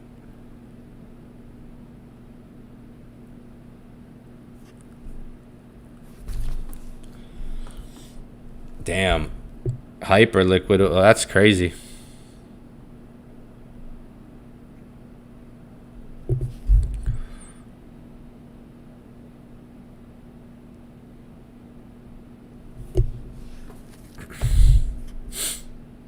It shows you that, think about it. If oil was open, if the oil market was open right now, we're like, think about like cryptocurrency, tokenization of things. It's like when this war started, Pax G, tokenized gold went up. Tokenized gold, when this war started, it was the weekend. Tokenized gold spiked up, if anyone remembers, to like $5,400.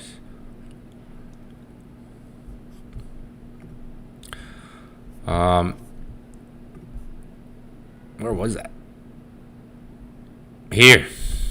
I think it was.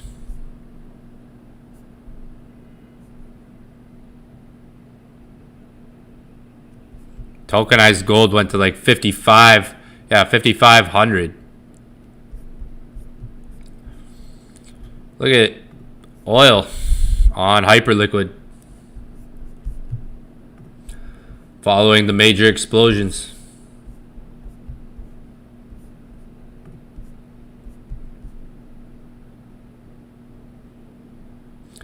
A $200 oil means recession.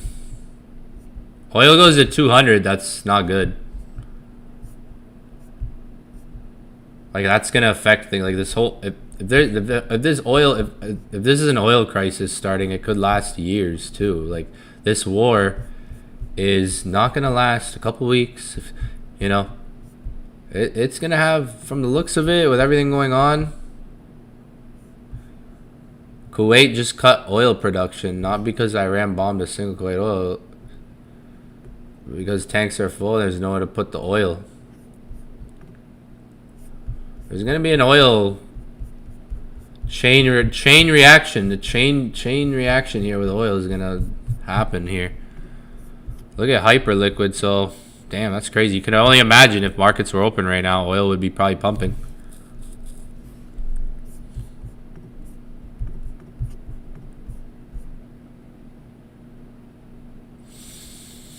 I was talking about gold is about to explode.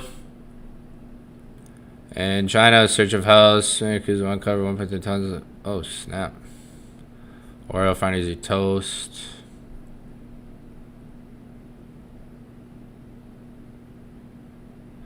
Yeah, even now, that's why gambling is so high. Think about gambling right now, like online gambling, sports betting. That's why it's so high now. Because people need an easier way out, right? That's why, like, sports betting, gambling is the hot, like, online casinos, online gambling, online sports betting is so high.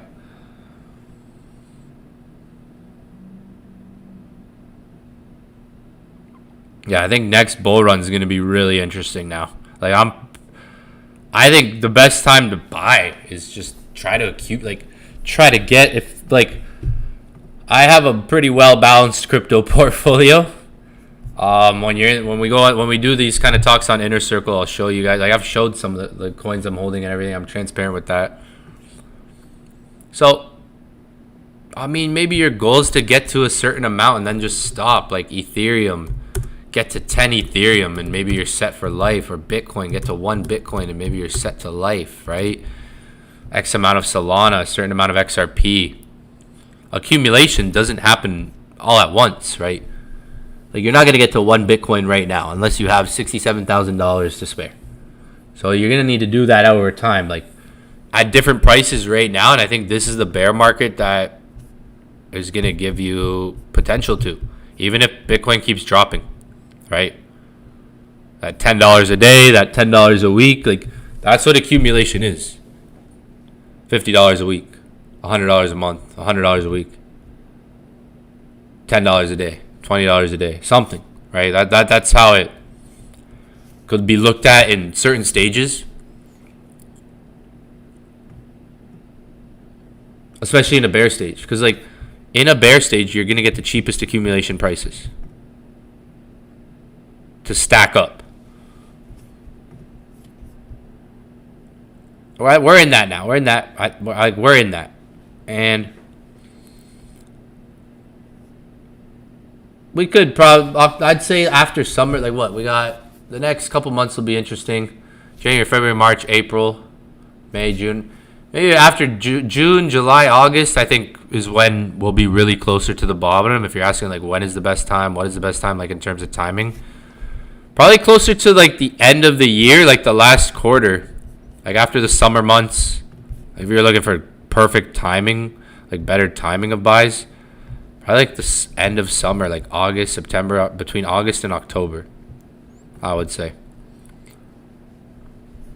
Maybe closer to the last quarter of the year, like September, October, November, December, like closer to that time. So like August, September, October, I think around then is like maybe the better time.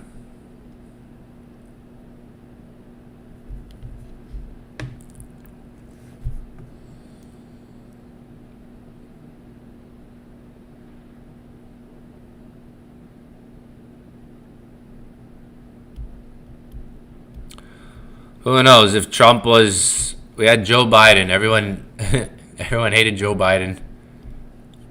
Everyone's starting to hate on Trump now. Trump. It seems like Trump was just the reckoning force. Like it was like Joe Biden was Sleepy Joe. We all remember Sleepy Joe.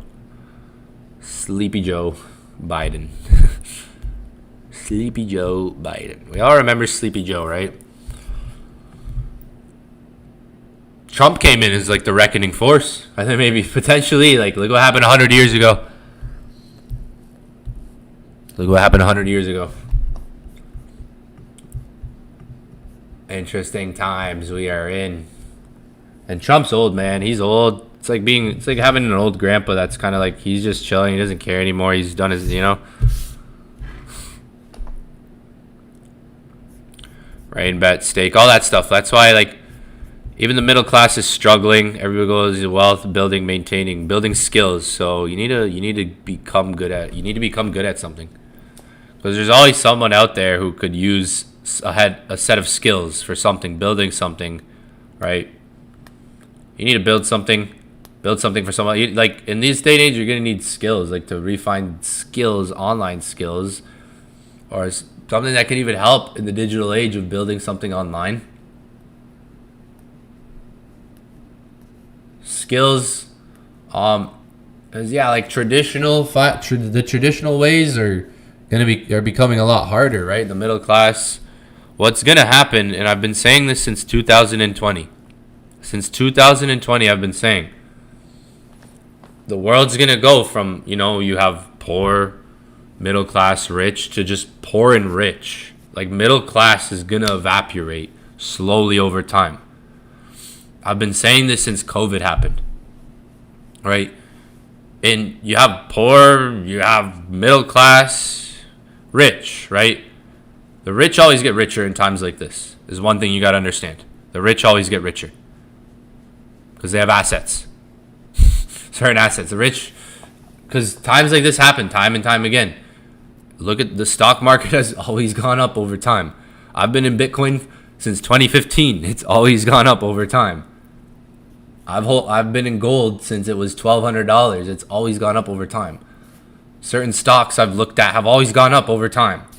What has gone down? The purchasing power, right? Purchasing power. So like, it's not to scare you, but since I've been saying this since COVID, right? Like, more of people's money is depleting. We're losing purchasing power.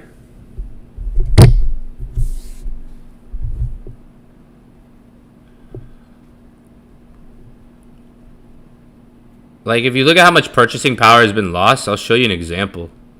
It's pretty crazy. So holding dollars even you guys got to realize saving money in this generation, money's moving too fast to save it. I get money, I get rid of it. It's gone. It's already bought in something, somewhere gone. It's already spent.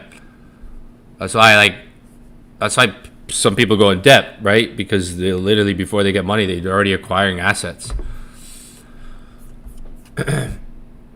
So like the world right now, what you gotta understand is it's spinning so fast. Money, things are spinning so fast right now, right?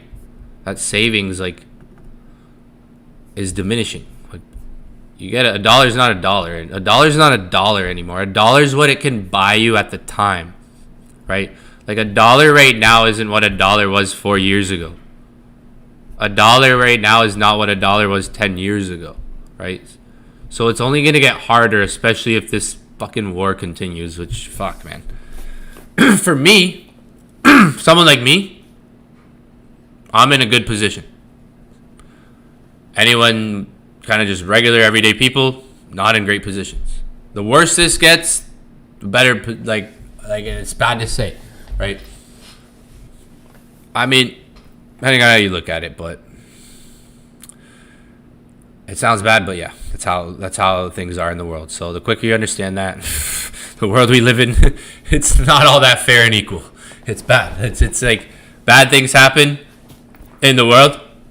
Oh, rich get richer. What happened to that? And then that leads to economies to actually struggle and even collapse. If you go look at the purchasing power now, like this is from 2020, okay? Like a dollar isn't what it was a dollar now isn't even what it was in 2020, right? Like a dollar used to get you $1 purchasing power used to get you way more than it even did in look at the 70s, look at the 80s. Eventually $1.20 for 2 lemons. Now like a $1 coffee at McDonald's, there you go. So like ever so often in history, purchasing power is always like there's been a time where it's diminished. That's what we're going through right now. We may go through more of that. I don't know. There's a lot of uncertainty, but saving money right now, especially over the last years, like holding on to $1, it's only going to get you as much as what the market is worth at the time. It's honestly better to probably buy in bulk. Like I started buying in bulk years ago. Like when I moved into this apartment, I bought enough cleaning supplies that I didn't have to buy cleaning supplies for a whole entire year. I just ran out of what did I just run out? I just ran out of Q-tips for the first time in years. Like I have deodorant, I have shampoo that I bought like when I moved into this apartment 2 years ago. That's just sitting in my closet, right? Like I usually buy things in bulk that I know I'm gonna need later.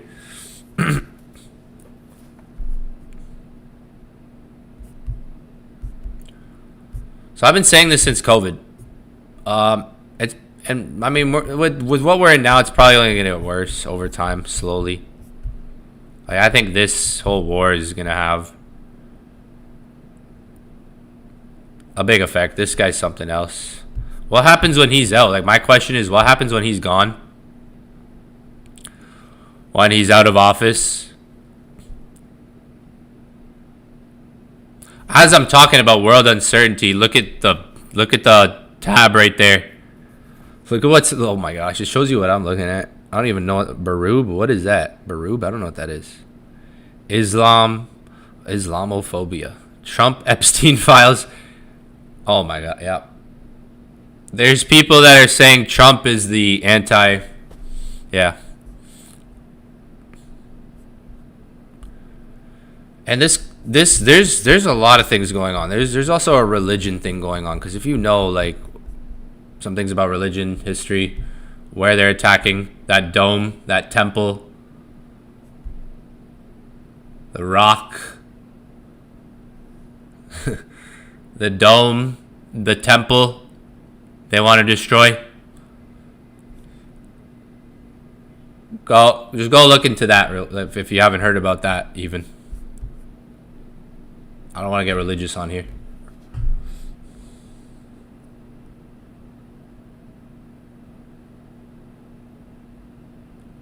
Yeah, world's biggest one.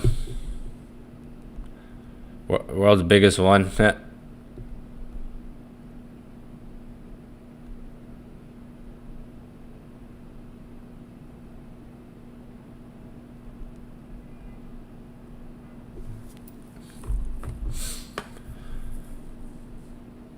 Worst case scenario is like the dollar collapses and China takes over, Bitcoin goes to 500,000, and like gold goes to like 15-20,000. As like worst case scenario is gold at like that. Like depending on how this goes, there is a worst case scenario that would send gold to like 15,000 an ounce, 10,000, 15,000 an ounce range. That price sounds good. That's the scenario we probably don't want though. Like that's what we don't want. We don't want worst case scenario, but just fuck. Depending on how this goes, it's like my landlord works in a hedge fund, and he was telling me some stuff the other day, and I was like, holy shit. It's like, I'll tell you guys another night, but like maybe tomorrow in Inner Circle. But I was like, what? My landlord, the guy I rent from this apartment, he works in a hedge fund. He works in an institution, a trading floor. He's telling me some stuff the other day. I was like, what the hell? I couldn't even put my mind to it. I was like, fuck, I had to take a breather. I was like, what? Told me stuff about China and arms and deals that China's trying to make, and if these deals go through, what it could do to gold. And I'm like, holy, like in oil. And I'm like, what the hell? I'm just hearing stuff from a person who works in an institution on a hedge fund, right?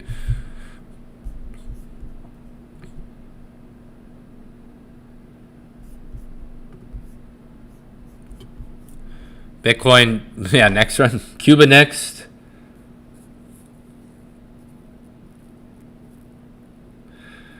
Yeah, it's the same thing that's happening. It's happening quicker, yeah, because it's tech. Yeah, you're right. Yeah, I agree. That's a good point. The $2 bills, yeah, I remember those. We had those here. Now people save those, as like memorabilia. People keep those as like people picture frame. People keep those old $2 bills.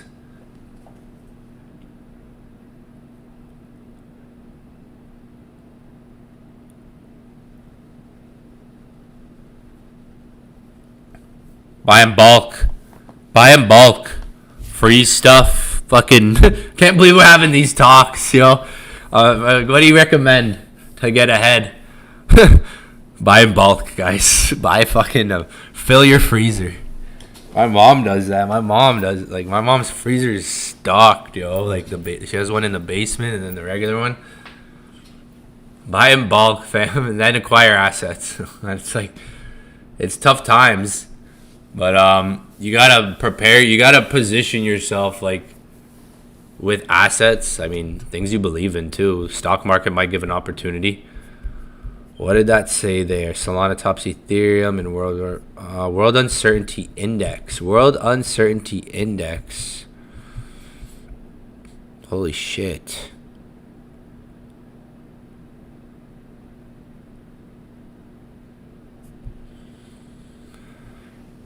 So in Q3 2025, the index track on certain mentions in country reports reached 106,862, fueled by Middle East conflicts, distributing trade and energy, plus U.S. tariff. Yeah, we know a lot of this stuff. Monthly data into 2026 stays elevated around 95,000.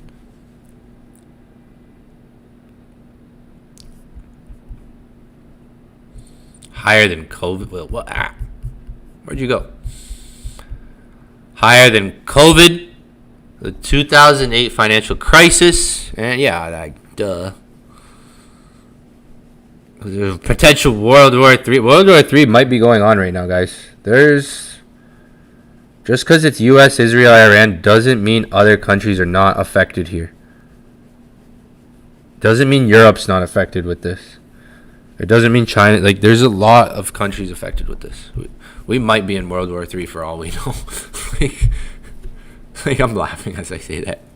I'm like putting my head down like, fuck, we might be in World War III.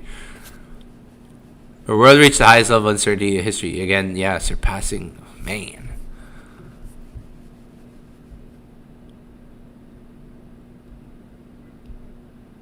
How much liquidity Trump still has, yeah. Well, then Bitcoin's fucking, man, Bitcoin, when that bottom comes in for Bitcoin, just get ready, all right? It's going to go on the biggest run, I think, ever. This is more than all this, like, yeah, obviously, just as someone said in the chat, like, there's way more information now, faster technology, like, it's being spread out, like, fuck, like, Iraq war, I didn't even know that was, a thing when I was freaking a teenager or whatever. I was freaking playing hockey. Not worried, right? So it's like, yeah, like with technology, TikTok, everything, how the information spreads around. Someone said it in the chat already. This is bigger than not like it's crazy times. Like someone said, we've seen stuff like this before. The penny, oh yeah, the penny. Huh. Oh yeah, the penny's gone. Yeah, they got rid of the penny. What's next? The nickel, the dime, nickels and dimes.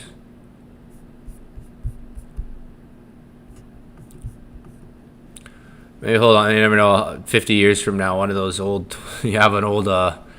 50 years from now, you have an old 2000. You have an old old note from these times, whatever it's worth. Keep a nickel from today. 100 years from now, you never know. No, I don't know. I'm just fooling. I mean, old. You have some like I have a gold coin right here. I have a gold coin that used to be a $5 coin back in the day, and it's pure gold, right? It's pure gold. And I looked on eBay, and people are trading it for $4,000 or $5,000, and it used to be $5 back in 1853, whatever. Let me see what it's marked here. This coin here, it used to be. When was this coin? 1885. What is it? $5 or $10? Oh yeah, it's $5. This was $5, apparently, of gold. Yeah, this thing, and it's pure. It's pure gold. This little fucking coin right here. This little guy. I have a bunch of these. I've been buying these types of things since 2020, and this one, yeah, I saw it on eBay, trading at like significant prices. What's this one called? The American Eagle. Is this an American Eagle? I think it's an American Eagle.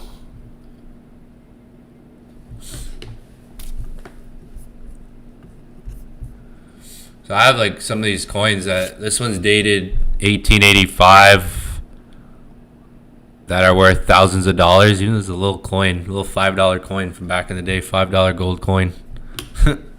So yeah, they used to make like the nickels used to have like or silver on them, still back. Like you could find some nickels that are actually worth money depending on the dates, time they were made. Because at a certain point, money used to have like real silver, like real stuff on it, or silver and gold, obviously, but this is from 1885.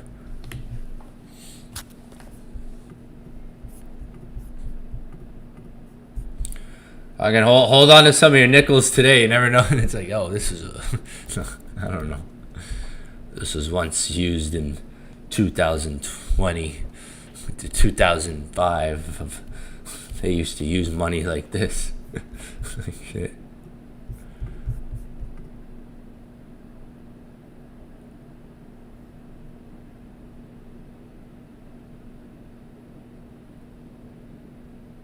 We're getting deep. I'm gonna go watch that Alex Jones video. I'm gonna go eat my burger. Remember what I said? Where's my beer? I'm gonna go eat my burger downstairs. Some fries. I'm not gonna order food. I'm gonna go get my burger. I'm gonna go get a fire burger. I'm gonna chill.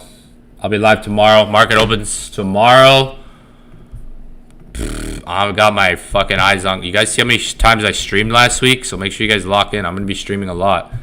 I'm just going to be popping up 3 to 5 times a day. All right? Get ready to see me streaming like 3 times a day next week. So there's going to be a lot of streams. Might stream like 20 times next week. So plug in. There's going to be a lot of streams. Just last week on YouTube, I streamed a lot. Just last week on the YouTube streams, not including Inner Circle, did a lot of streams. The last 7 days, 1, 2, 3. Streamed 11 times on YouTube just in the last 7 days, not including Inner Circle streams as well. So I probably streamed like almost 20 times last week. So I'm going to be keeping my eye on gold, is what I mean. Like I'm going to be watching gold because Look at oil. Oil. Look at oil. They distracted us. That was a sign. There were signs. They were talking about fucking baby oil for months. What they really meant was fucking real oil. They were talking about fucking baby oil for months. Nice try, Diddy. We know what you really meant. Alright? Fucking now, what's next?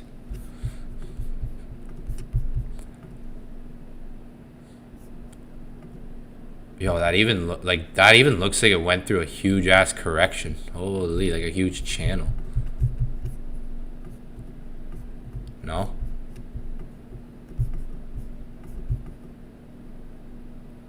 Oh, they literally, like, I don't look at oil, but literally, it looked like it just broke out of that.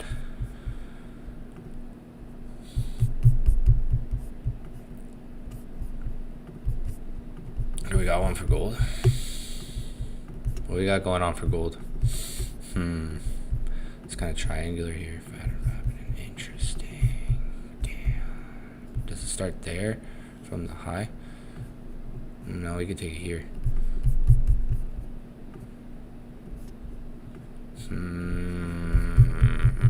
Maybe there's something there. Maybe there's something there, you know? Building up.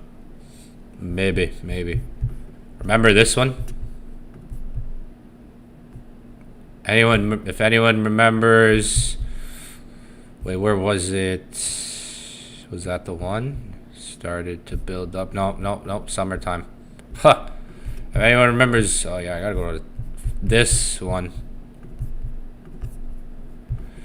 We started dragging it down here. We started going, it's gonna break out. We started like piecing it. There was times we were piecing it, and then there's one over here.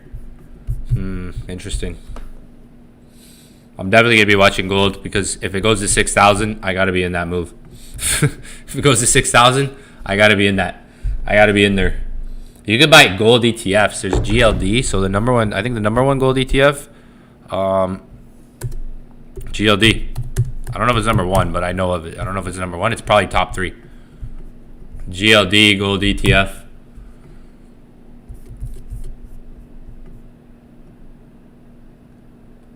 You can buy gold in form of like kind of like similar to buying stocks. I'm trying to leverage that shit. All right, 1 to 500 leveraged account. Friggin' yeah, you know what I'm trying to do. All right, so it's gonna happen. It's probably gonna happen soon. We'll see. It's loading. That's why I got the gold chain on. That's why I got the chain on. That's why I got the chain. That's why I got the gold chain on. This gold chain makes sense why I bought it, right? Why I spent the money on the gold. It's not even about the diamonds. It's about the gold in it. This thing weighs like 400 grams of gold. And it's pretty heavy.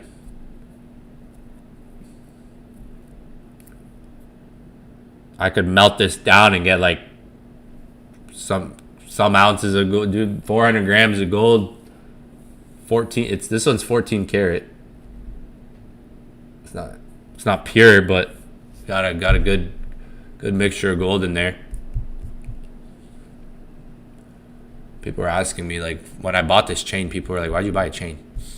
I was like, "I bought gold." Like, people didn't get it. I was like, people didn't get it. I bought this chain when gold was like, it was in March of 2025. Like, Bitcoin was about to start going up. Yeah, I was in March. I bought this chain like here. And yeah, everyone's like, why'd you buy a chain, yo? Why'd you buy diamonds and chain? And I was like, I bought gold. I was buying the gold. I was like, and I like it. It's fucking pretty. Fucking shit's fucking nice, yo. It's a good conversation piece. It's fucking one of the best it's actually one of the best conversation pieces. I'm gonna go downstairs and it's literally a conversation piece. Same with the watch. A good watch, conversation piece. A good Rolex, conversation piece. A Richard Mille will do you a way better conversation, because everyone everyone sees a Richard Mille and they're like, damn. But a good conversation piece. I'm telling you,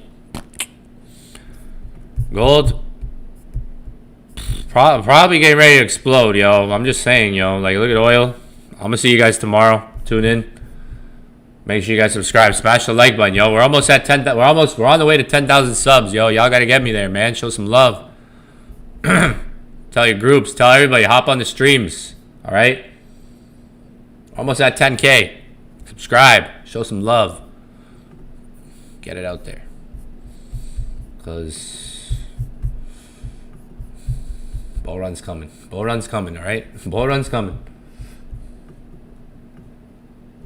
And when that comes, it's gonna be interesting times. I'm locked in right now, is what I mean. So when the bull run comes, if you see me on vacations for 30 days, don't mind me.